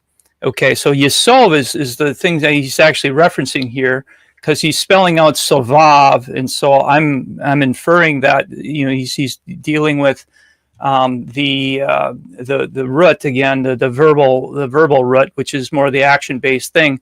But the ESV is citing it's missing two of them. So he's saying, well, okay, it can mean circumference. So this blue one here, this idea of compass, a compass in a verb, compass it round about, right? You're surrounding it roundabout. And you see these words round or roundabout a lot in the Bible. And here he's saying, well, saviv is circumference. And he's given a bunch of cases where it's like, oh, look, this is where you can use them. There's the concept. We do find pi in Solomon's Laver. A lot of people think this is a case where, okay, it disproves the Bible because the circumference was 30 and the inner the inner diameter was the inner diameter 10 or the outer diameter 10. But if you look at that and say, well, we're going to account for the ID instead of the OD, you end up actually having a number that is almost spot on with pi again. So here, it's just ironic because they're missing the point that the tabernacle is dimension to pi. Solomon's Laver here in this example he's bringing up is connecting it to pi. And we've also got a misspelling in the exact same verse between kav and kava, kind of feminine and masculine forms. And if you look at the ratio of that in the gematria, you also again have pi. And so we're missing a lot of this stuff that's kind of beneath the text. So we've got these two words that he's listed, but he's not bringing up Hag or Chagag, right? This idea of let's have this feast, this circular feast. That's kind of an oops. So let's see. On these omissions now, on the Savav and Saviv, here he's got this really, really short list listed. So if you look at the other form of Saviv, let's see, which is, it's spelled out, okay, on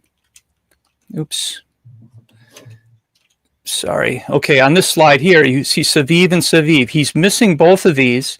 They're both shown in yellow. Here it's measured its circumference, and so he's talking about a noun here. So that would actually be H5439. So he's getting them confused again between 37 and 39.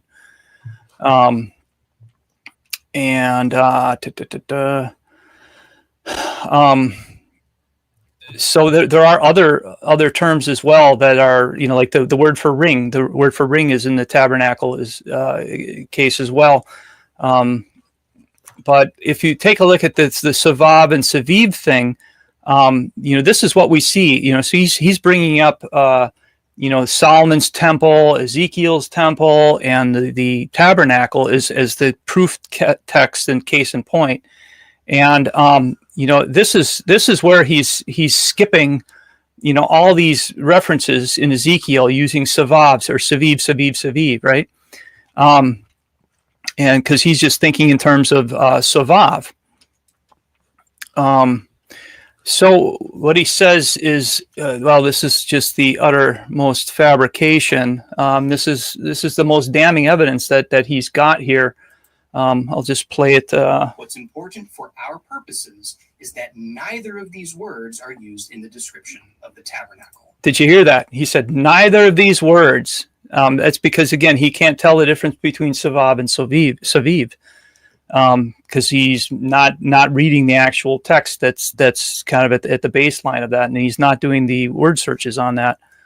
Where am I here? So this is Exodus 27:17. All the pillars round about the court shall be filleted with silver, etc.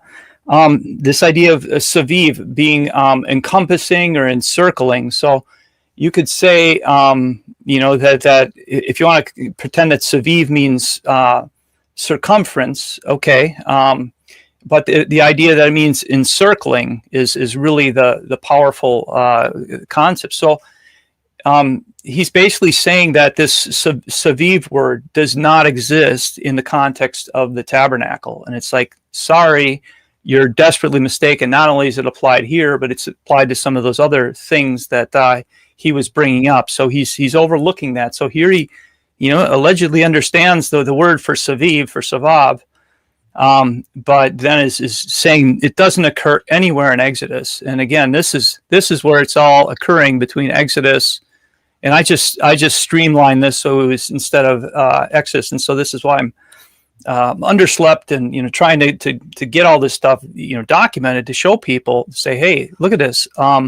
We've got all these references. So here we got none in Exodus, and it's mentioned in Kings and Ezekiel, but here we've got it mentioned in Exodus many, many times.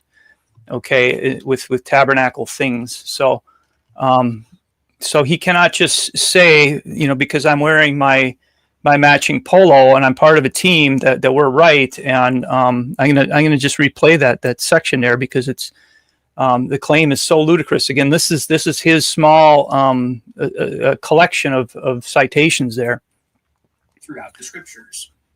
What's important for our purposes is that neither of these words are used in the description of the tabernacle.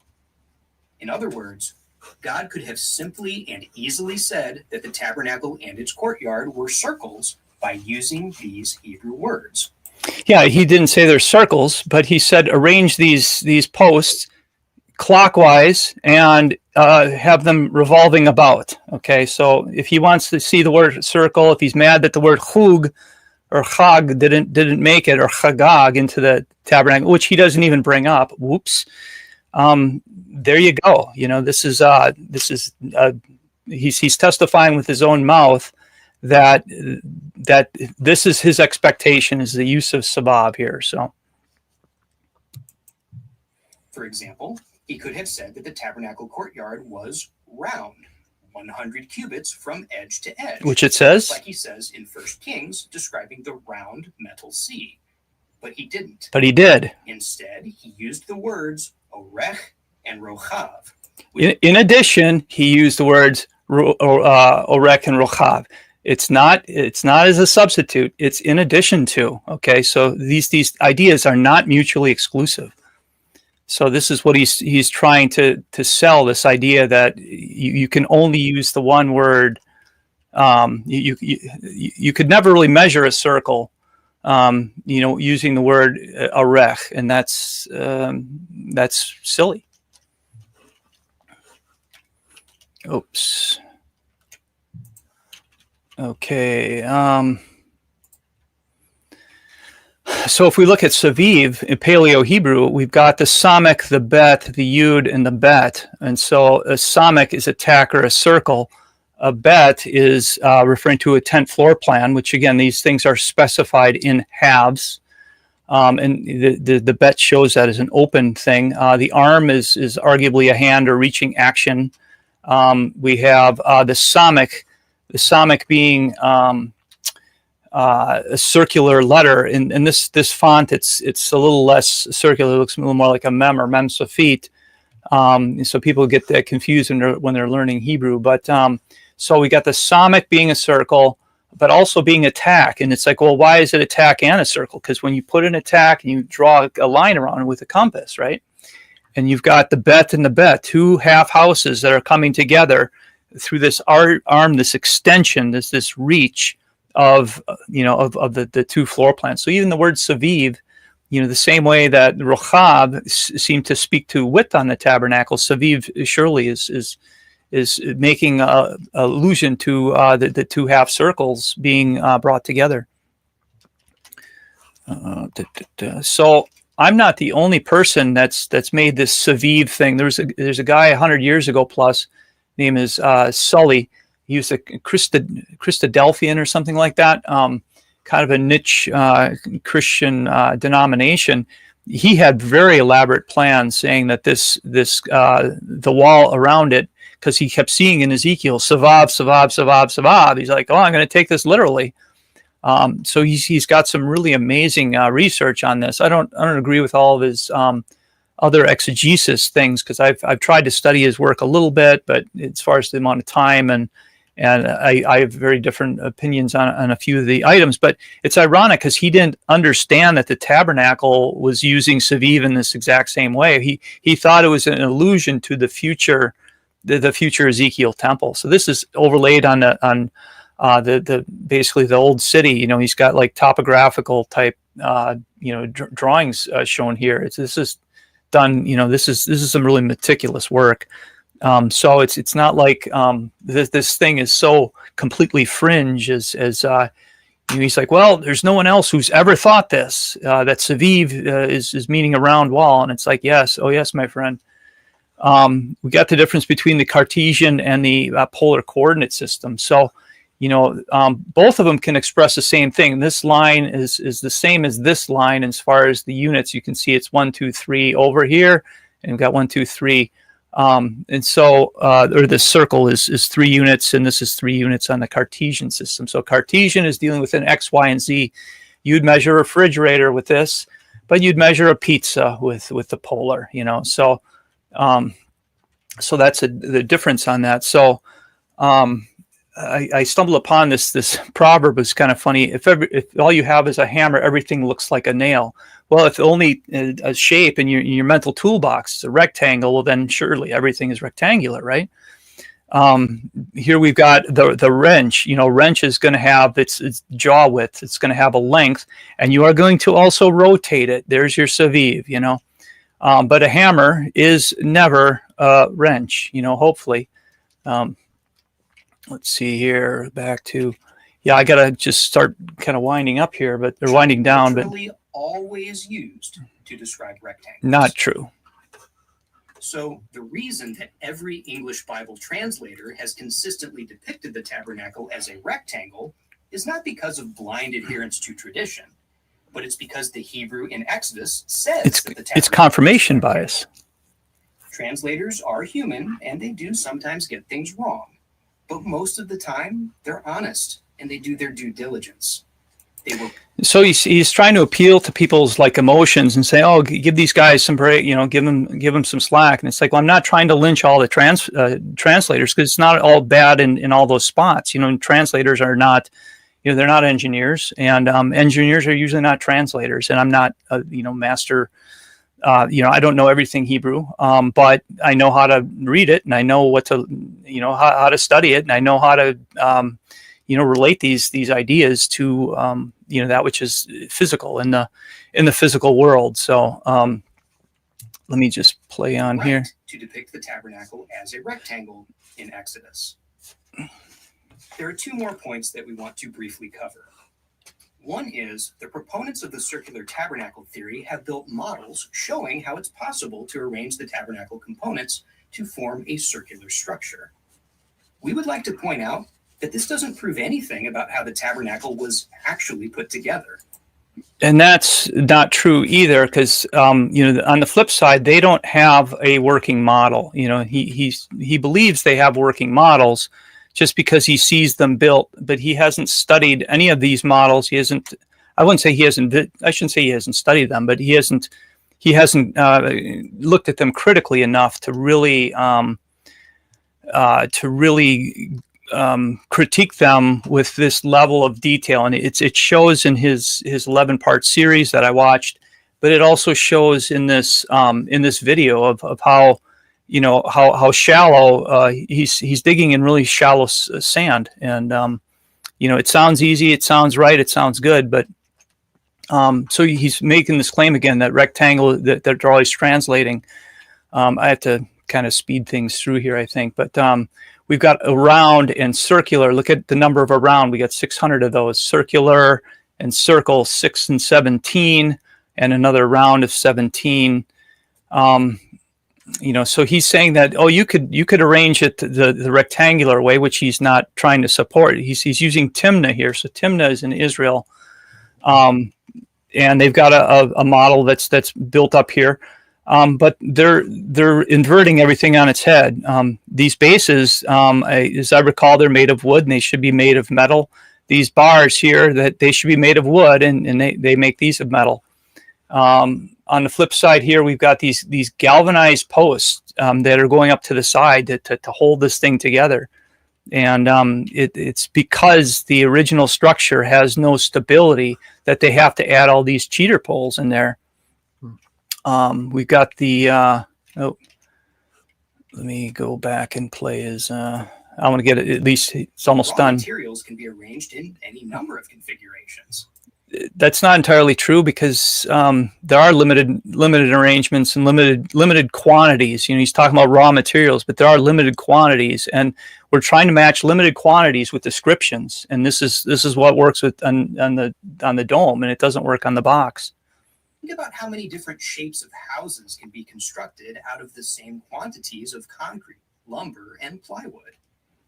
Furthermore, scale models of rectangular tabernacles have also been constructed. Incorrectly. So it's not as if the circular model is the only practical way to arrange the material. It's the only conforming way. In the end, what matters is the blueprint, the instructions for how to put the pieces together.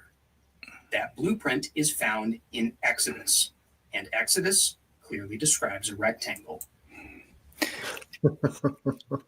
So yeah, I started counting up all the times that he was making reference to rectangle. He's saying rectangle 2-to-1. He says rectangular like 40 times in his whole spiel. When again, we're looking at a three-dimensional box, a cuboid. I'll play his last remark here, because the second point is, the proponents of the circular model theory have mockingly referred to the rectangular tabernacle in various ways, calling it a crude shack or a shoebox. These criticisms, however, are entirely meaningless because they're based on a person's aesthetic preferences, not on the scriptures. We could just as easily refer to the circular model as a circus tent or a turtle shell. And that would be kind of fitting if you think about it, because turtles are very, they're mobile and they're divine. And as far as their makeup, they're and they are dome-like. And the same thing with the circus. You've got people coming in to see events and all that. When I saw that, I thought it was really, really interesting that he didn't mention a yurt tent. Yeah, and even the word yurt is from ger. Ger in Hebrew is sojourner, and so it's kind of another proof of origin with respect to where this idea of round tents come from. So he's saying I'm doing this mockingly. Well, we've got the Pharisaic challenge of like, well, you guys would strain out a gnat but swallow a camel. Tell me that's not mockery. You got Elijah's saying, well, maybe their God is sleeping, so, well, maybe your God lives in a shoebox, and ironically, when you type in rectangular prism, what comes up? Shoeboxes. I would say it's a refrigerator, but those are usually upright vertical. So it's hard for people to relate to. As for for turtles, even the box turtle is round and dome-like, circular. He brings up this idea of crude shack. Well, what is crude? Crude is constructed in a rudimentary or makeshift way, well, relating to an immature, undeveloped, or basic form. And that's what a rectangle is. It's a very basic form. It's underdeveloped. It doesn't have any stability. It is a house of cards. You're standing on a house of cards, my friend. So I went through all his things to say, well, how many times does he say that? The fact that every Bible translation says that the tabernacle was a rectangle.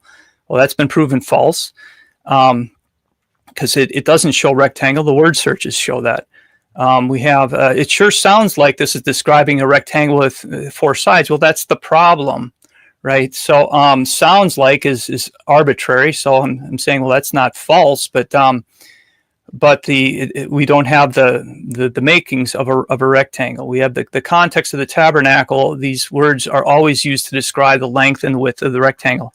Again, this is disproven. He's disproven it himself. If you go back to timestamp of 13 minutes here, we've got Saviv, Agul, and Savav. The First Kings reference, this is like a major, connection point that he basically says, this is his expectation. And so it's just again and again and again, making these statements. A number of times he makes like 13, 14 claims saying that the Hebrew Exodus, the Hebrew in Exodus says the tabernacle was a rectangle. No, it doesn't.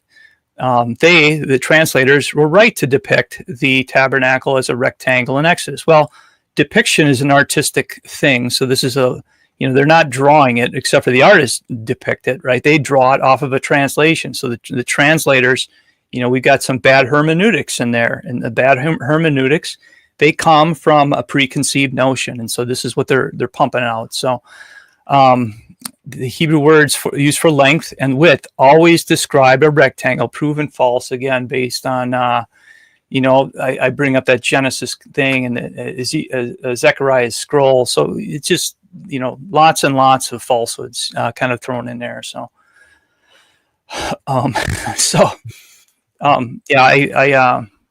I definitely missed the mark here on cleanness and continuity. I do have some more, notes on all these kind of broken shapes, but I was trying to process so much volume, so much content, because he says so much that's untrue and shows so much that's untrue, that it's like, okay, everyone can just take that for granted and take that for granted, whatever. So this is a real, this confirmation bias. It's so rooted in ignorance, and nobody's paying that much attention to the text. So this model, by the way, this 3D CGI model, which he cribbed off of another guy named what's his name, Jeremy. This is Jeremy's model, which he didn't do any citations on it for copyright or whatever. I mean, this is a free to use. He releases it. The guy who runs a website called Bible Scenes, but I wrote him back in 2023. And I said, your CGI is amazing. Here's Project 314. But then I didn't get back to him after he was questioning it. So I sent him a link to my book, a chapter intro and everything. And he looks back. This is very interesting. So I get to writing with him, and let me just read what he says. He says, hi, Andrew. I have worked with many Christian producers over the years and seen many holes in so much of what has been represented. I have even politely asked questions and have mostly been met with abruptness or simply fobbed off with an excuse when the question couldn't be answered. On one occasion, even direct anger. I understand that a lot of people build ministries and then may find out along the line that what they thought was true turned out to be not, or vice versa, at which point they have too much to risk by changing their minds. I've been a Christian now for almost 40 years, and in that time I've had my mind changed many times. I expect it to be changed again, probably many times before the Lord, and before I meet the Lord, and then again when I meet Him. I am happy for you to use any of my work in whatever manner. He says you can use my name, and even mentioned that I did indeed struggle with certain aspects of the construction. So here he is saying point blank, yeah, I had problems putting this thing together, and but I'm open to hearing a different different take on things. These things are hard to getting into the modeling. You got to be getting every exact part. So you start looking at the text differently. So here's the creator of this box, basically saying, well, yeah, there's some problems I came across, and if 119 did their due diligence, maybe they would have talked to Jeremy and said, hey, did you see anything funny? Did you have problems along the way and setting all this up and representing it? I didn't make like proactive attacks on Jeremy's work because, it's like, well, there's so much of this that's going around. So I've been trying to bring this up with kind of kid gloves in certain ways, but with where 119 was at here with the with this being just an attack and more so, it's basically saying, oh, you want to steer away from these people because they'll give everyone wrong idea and say that the Bible can't be trusted. No, these translations can't be trusted, and a lot of theologians unfortunately can't either. So from this I say, make your decision, but I just don't want to keep on going on too long here, Noel, because it's it's been long, and I really didn't have any time to rehearse this or pare it down because there's so much content. And it was my intent to get 119 questions out, and so I failed at that. But I have them all recorded. If people want to read my questions, maybe I'll trim all the fat out of them, and I'll maybe post them, because I think these are questions that 119 owes their audience. So you should. I mean, but 119 questions, that would be one question per minute in the last 2 hours. That'd be a lot of questions to go through. But I will say this, since we're at the end of it, and I purposely was kind of keeping quiet because I knew you had so much to get through, and I wanted you to get all your points out. I was talking about the elephant in the room. And when we were, a lot of commenters already have been pointing this out. Now, when we were talking a couple weeks ago, when I let you know that they dropped that video, we were talking on the phone. I said at that time that I've been married for almost a quarter of a century, and in that, in a quarter of a century, you start to kind of notice some things, and I said that there's been many times where my wife and I were get into an argument, and it's it's nasty things that happen in marriage. They happen every 3 to 6 months or whatever. You get in this you're just not getting along, and you get like 2 or 3 hours into it, and then all of a sudden you realize, are we arguing about what the issue really is? And you start to realize that actually there's this underlying current that's actually not even being addressed. And with this, it's Hebrew cosmology. And the fact of the matter is that I don't think it's a secret. I mean, I think that, and I don't want to throw out any accusations, but it seems like 119 Ministries is very anti-biblical cosmology. And I almost would like them to maybe see them just like, okay, instead of being passive aggressive towards the issue, let's have you come out a video as to why your interpretation is correct, and that we live on a globe, a spinning, wobbling globe, through the Copernican universe versus under a solid firmament, so on and so forth. And I think that that's a lot of the agitation on their end there. What's driving this, and that's why I said this whole thing was like dripping with irony. Particularly, I really loved it when they were showing the table of showbread. There was like these big ball or whatever, and like all the bread was falling off. And I would just like, anyways, there was just, when you if you go through and you watch that video from that perspective and go, oh, here's another thing. They said in the very beginning that that the reliability of Scripture would be in question.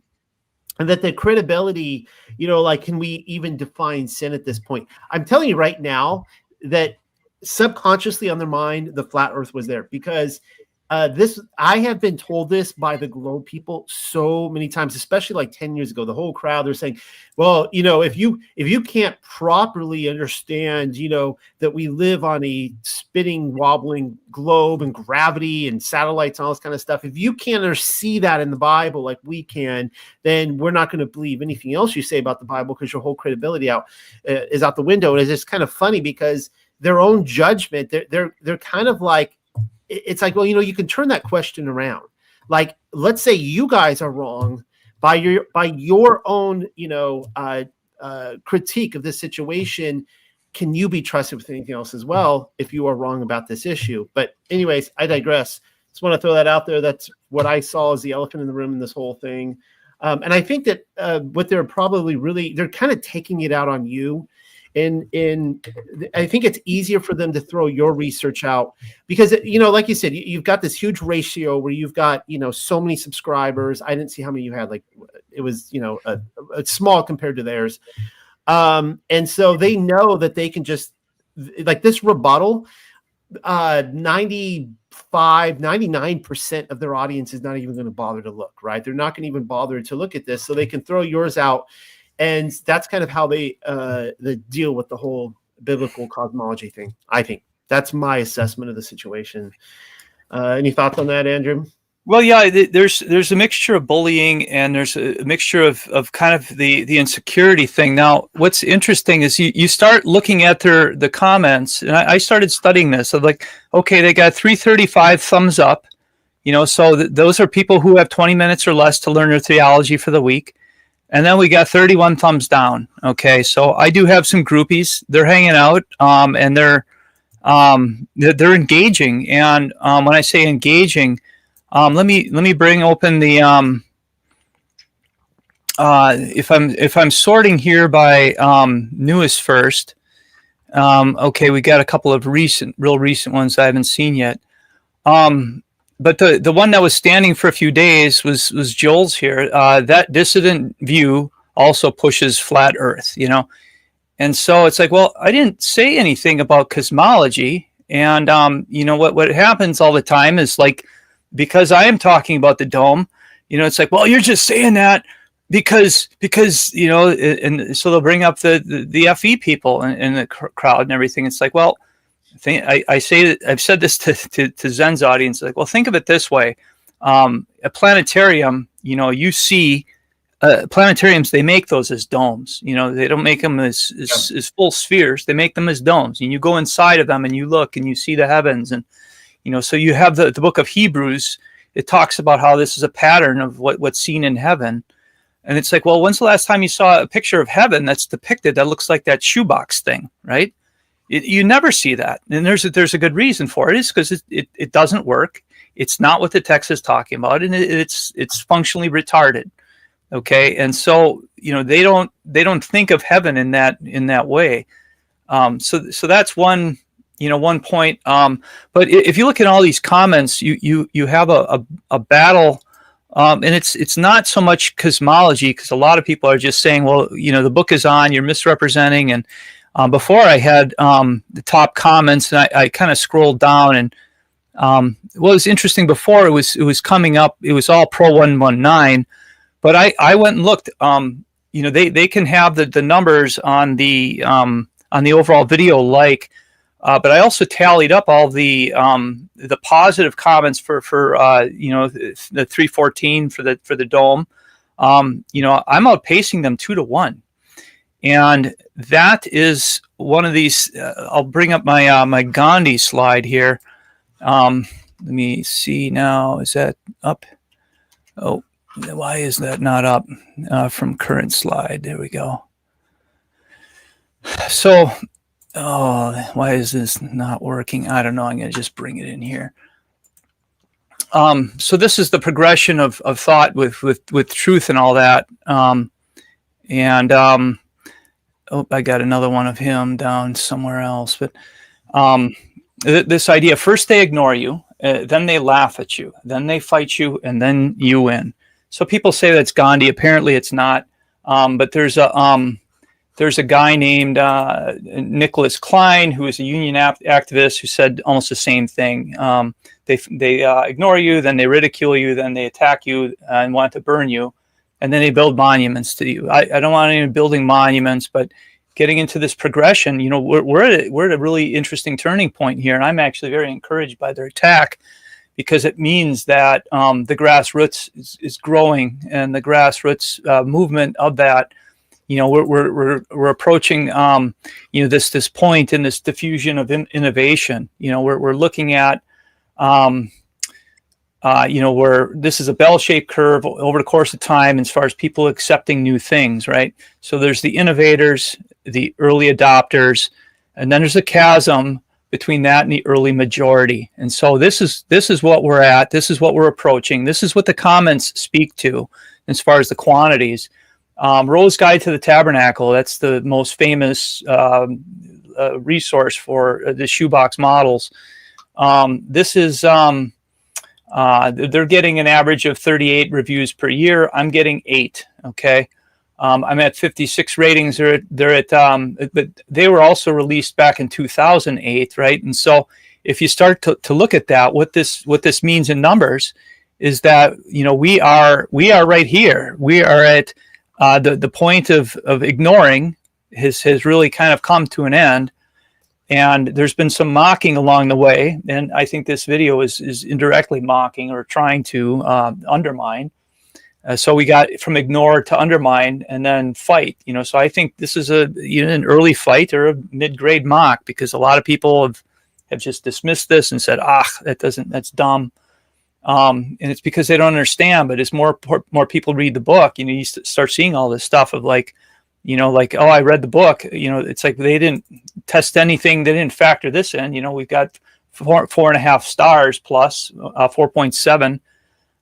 So are all the customers who are buying this book saying, oh, what an idiot? How wrong could that be?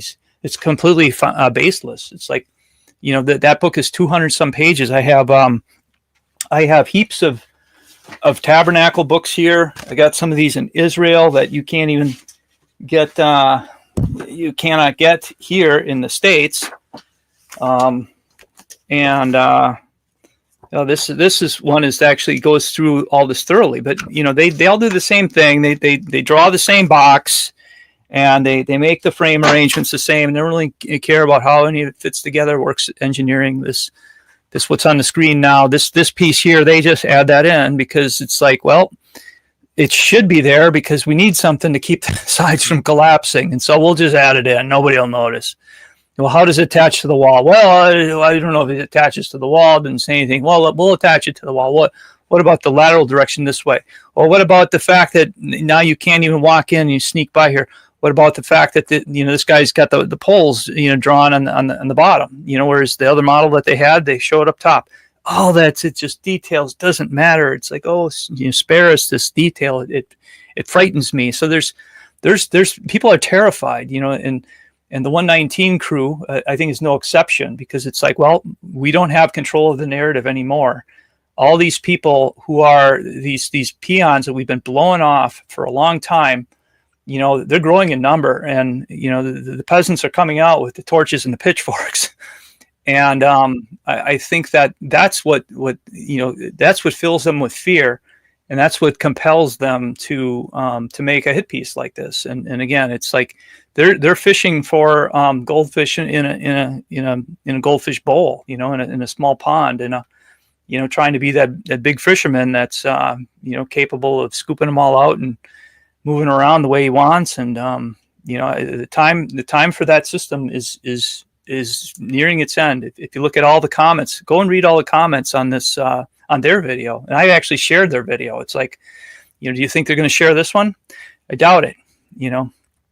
So it's yeah, that was the one thing that was agitating for me, was the fact that they felt like they could just get away with it, right? Because they have all these subscribers, no one's going to check, they're just going to take their word for it, move on, and that's kind of what really frustrated me about the whole thing. So I hope that people do see this video, and I hope this gets shared with some of the people in their audience, and they could fact check it, and they could see for themselves. And I was telling you, Andrew, like when we were off camera, that like I wouldn't want to argue math with you. And I felt like they kind of like brought a gun to it. I'm sorry, I messed that up. Like a knife to a gunfight, pretty much. But they just didn't want anyone in their audience to notice. Well, it's both the math and the language. Their use of language is worse than their use of math, and that should terrify, and that should fill their audience with pause.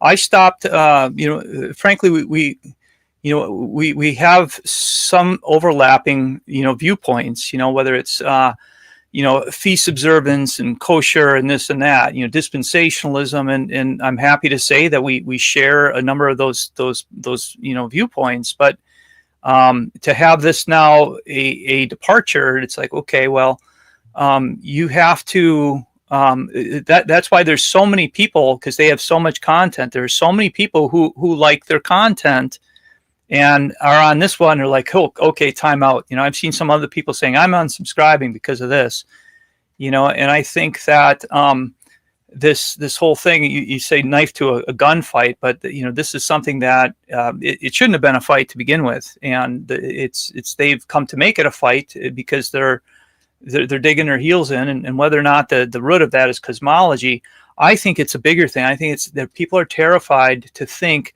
that they've had that wrong for this long, and there's that many people who have been this wrong and that long. And so some people say, oh, rest assured, it's not a salvation issue. And it's like, says who? Says what? I'm not saying it is, I'm saying that, their idea of salvation, I asked this question. So what if your idea of salvation is distorted as your view of the tabernacle? It's like, oh boy, that's terrifying as a thought like that. That's terrifying, people. And I'm not trying to, well, it does say in the New Testament, right? Work out your faith with fear and trembling, right? Be a Berean, search all these things, test these things, as a Timothy phrase. But, really, I think it terrifies people to say, I can't trust my English Bible anymore. What can I trust? And this is where I encourage people to learn Hebrew. Look at Ark, right? Orek. Look how much of that's used in English. This idea of Edenics. This is a nice, crutch to help people absorb a lot of Hebrew vocabulary. Soffit. Well, what do we have in Hebrew? We have soft. We have a threshold. We have, there's just so many things. And then you guys are getting into the Paleo. You see, I've got dozens upon dozens upon dozens of Paleo examples of this. It's like, well, see how this fits here into that, and Orthodoxy, whether it's Christian, Messianic, Jewish, they're kind of like, oh, the jury's still out on the Paleo. And it's like, well, a lot of people think it's pretty neat, and other people say it's inconclusive or it's concocted or whatever. But it's like, once you start to study it and stare at this, it's like, well, this goes hand in glove with so much tabernacle stuff. Your opening here started with Breshit, right? We have the Bet, and then the Resh, and then the Aleph, and the Shin. So the first 4 letters of the Bible are tent head, okay? Or the first 2 letters of the Bible, Bet and Resh, tent and head. It's like, well, this is exactly what we've got going here. This is tent head. This is the head. This tent. It's and so yeah. There's the cosmological aspects. There's the zodiac aspects. There's the anatomical aspects. There's the practical setup, tear down, the logistical side, the engineering aspects, the revelation aspects, the prophetic side. I've got an article on my website talking about how the courtyard is 144, or I'm sorry, it's 44 posts. Well, you also it talks about Exodus 38, which is 100 pieces of silver, and then there's 1775 pieces of silver, small pieces of silver, like shekels, that are used to make the rest of all these what do you call it? It's these all these hooks on the top. When I say hooks, they're T's actually, and when I say they're T's, if you look, they got collars here, all these silver collars.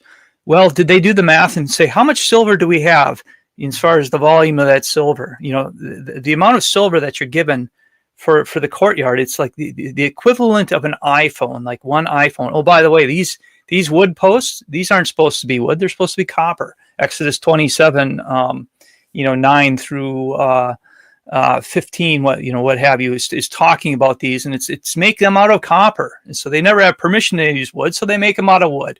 Well, nobody cares. That doesn't matter because it's a rectangle, right? This is where we go with this. At some point it becomes a mental illness where people cannot even read the Bible to the point of that's English. In English it says they're made of copper. It's not like I'm saying, oh, they should have translated this word as copper instead of wood.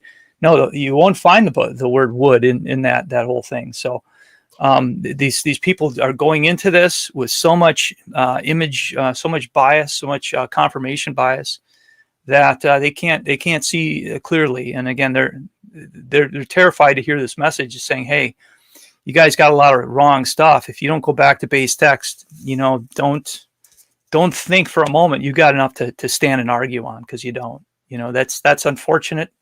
But this is the culture and time we're raised in. So how do you respond? Say, well, I think I'll respond by ostriching, more head in the sand. It's like, how's that working out for you? Because right now you want to talk about something that is unglorifying of the Almighty. It is this shoebox. This I said, well, okay, we'll call it a shipping container if it makes them feel better, because it's proportioned like a shipping container too, or a Winnebago. Although Winnebagos come in different sizes and shapes. But I have one question for you. There's been a couple comments that have kind of passed through here talking about New Jerusalem, and I'm kind of curious if you have any thoughts on that. Is that a cube shaped or pyramid shaped, or could it have some round elements to it? Yeah. So I don't need to go off on that. I'm just kind of curious if you have any quick thought on that. Yeah, I was just going to bring up, and then this gets into the primacy of all this language, because what he brought up earlier was this word, he was quoting stuff on the furnishings, including the altar of the burnt altar. Now I do like a hour and a half teaching on one of my webinars that's kind of available by recording. But that getting into Rabua, the idea of quartered or forward. So I'm going to bring up that word. You can start to see all that if I'm looking at. It's easier to go interlinear at this point.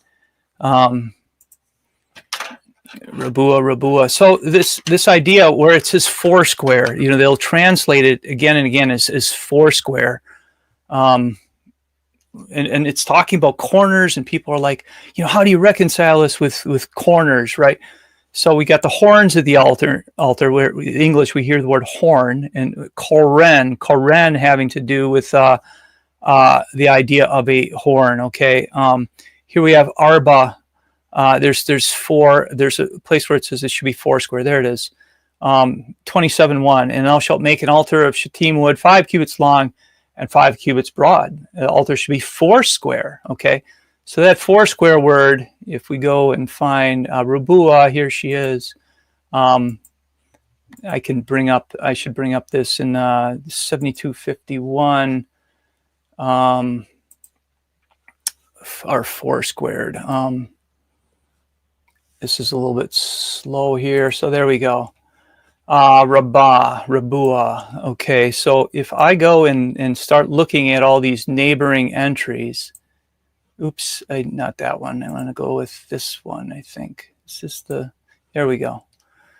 All the neighboring entries. So one of the definitions, square, to be, or be squared, but we have other ideas that are kind of coupled in the idea of the same, getting in the same spelling. A primitive root rather than 7250, we got Rabbah. I'm going to bring in Strong's because I think it's here we got the idea of to lie down. Well, if you know Hebrew numbers, you know that Rabua it's like Arba. We have 3 of the 4 letters of Arba in there. Arba is 4, and so this idea of quartered. Okay. So it's referring to like an animal that's on all fours and squatting. I don't have the, there we go. Sprawling at all fours, okay? Well, sprawling on all fours and being a square are 2 desperately different ideas. I shouldn't say desperately, they're interrelated, but they're unique. And one is, if you draw a Venn diagram, you got an overlap between one and the other. But the predominant usages of all this, here we have prostration for sleep, lying down. Fourth, okay, a fourth part, a side, a square. Okay, a fourth part is a quarter, okay? So I could divide a 25-cent piece in half and in half again. I would have a quartered quarter, okay, get that? But we have quarters in our pockets. We don't have right angles on them, and they are not squares. So this whole concept of what the quarter is really referring to is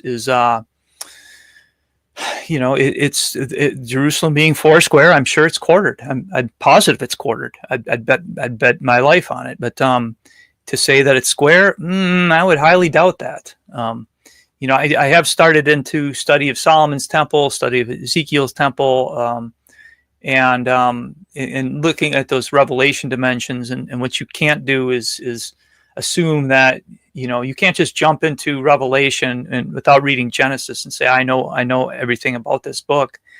because it's all knowledge. It's predicated on other knowledge, right? So Right. precept upon precept, you got the same thing going. So Okay.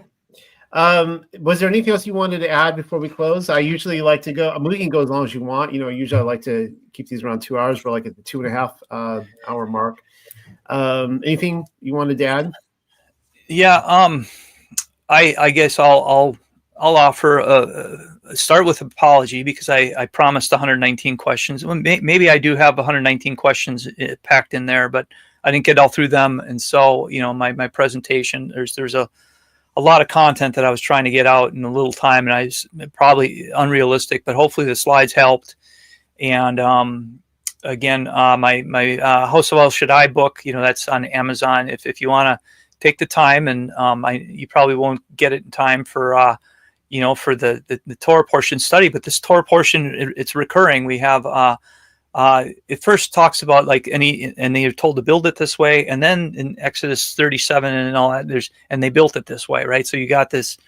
It is going to be repeated again. So 1/25 of the liturgical year is dedicated to the tabernacle. There are 50 chapters in the Bible that make reference to it, and there's other things that people aren't aware of. Like Mount Zion. Well, this whole idea of this is Har. It's a mountain. It's a and I said this to 119. It's like it talks about the pattern that Moses saw. Bahar is the way they translate it is on the mountain, but the bet is in. So it's the idea of in the mountain. Well, in the mountain, what is it? A cave? Oh, well, the bet happens to be a house, and Har happens to be a mountain. So rather than thinking of it, if you think of it in a more Paleo construct, letter by letter, it's like mountain house. Make sure you make everything according to the pattern mountain house that I command you. So everyone's like, oh, looking for these lost commandments that are on Mount Sinai that gives us enough for the tabernacle. And it's like, no, we have enough. We just have to know it's the mountain house. So there's all sorts of stuff, and that's again 50 chapters at the Mishkan Ohel Moed. Ohel Moed which is basically the tent of meeting or tent of appointed times. It's mentioned twice as much as the Leviticus 23. The feasts that are described in Leviticus 23. So everyone's arguing always about the feasts, but they don't give a rip about the tabernacle. It's like, well, they didn't observe the feast until they had the tabernacle. Like newsflash there. And so I'm doing the project is the slogan is research and restoration. So I'm doing research, but I'm also doing restoration. I'm building this. You can get I got a 1/75 scale model kit that's available on my website. I have again the book's out, the webinars. I do like a 7-part webinar series on both the tabernacle and some of the other semi-esoteric sides of it. And there's just a lot of depth and dimensions. And it's like it's the idea that you don't know what you don't know, right? So how can you know? People think the tabernacle's importance is non-existent. It's like, well, that's coming from a person who doesn't know anything about the tabernacle. And so they've taught us that the tabernacle is irrelevant because the way they draw it up. They also call it the wilderness tabernacle, when in fact it was established 369 years in Shiloh. They act like, oh, they brought this into the land and they sat around for a little bit, but then they bought it and built a temple. Well, the tabernacle outlasted either temple. It's 480 years after the Exodus.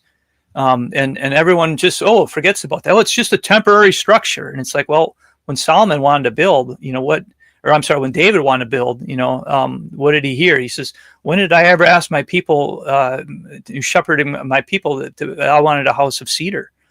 And people they're not on board with that, because everyone's thinking, okay, eschatology, third temple, never mind the reference to the tabernacle, or Mishkani is my tabernacle will be above them in the book of Ezekiel. So it's outside of people's eschatology radars.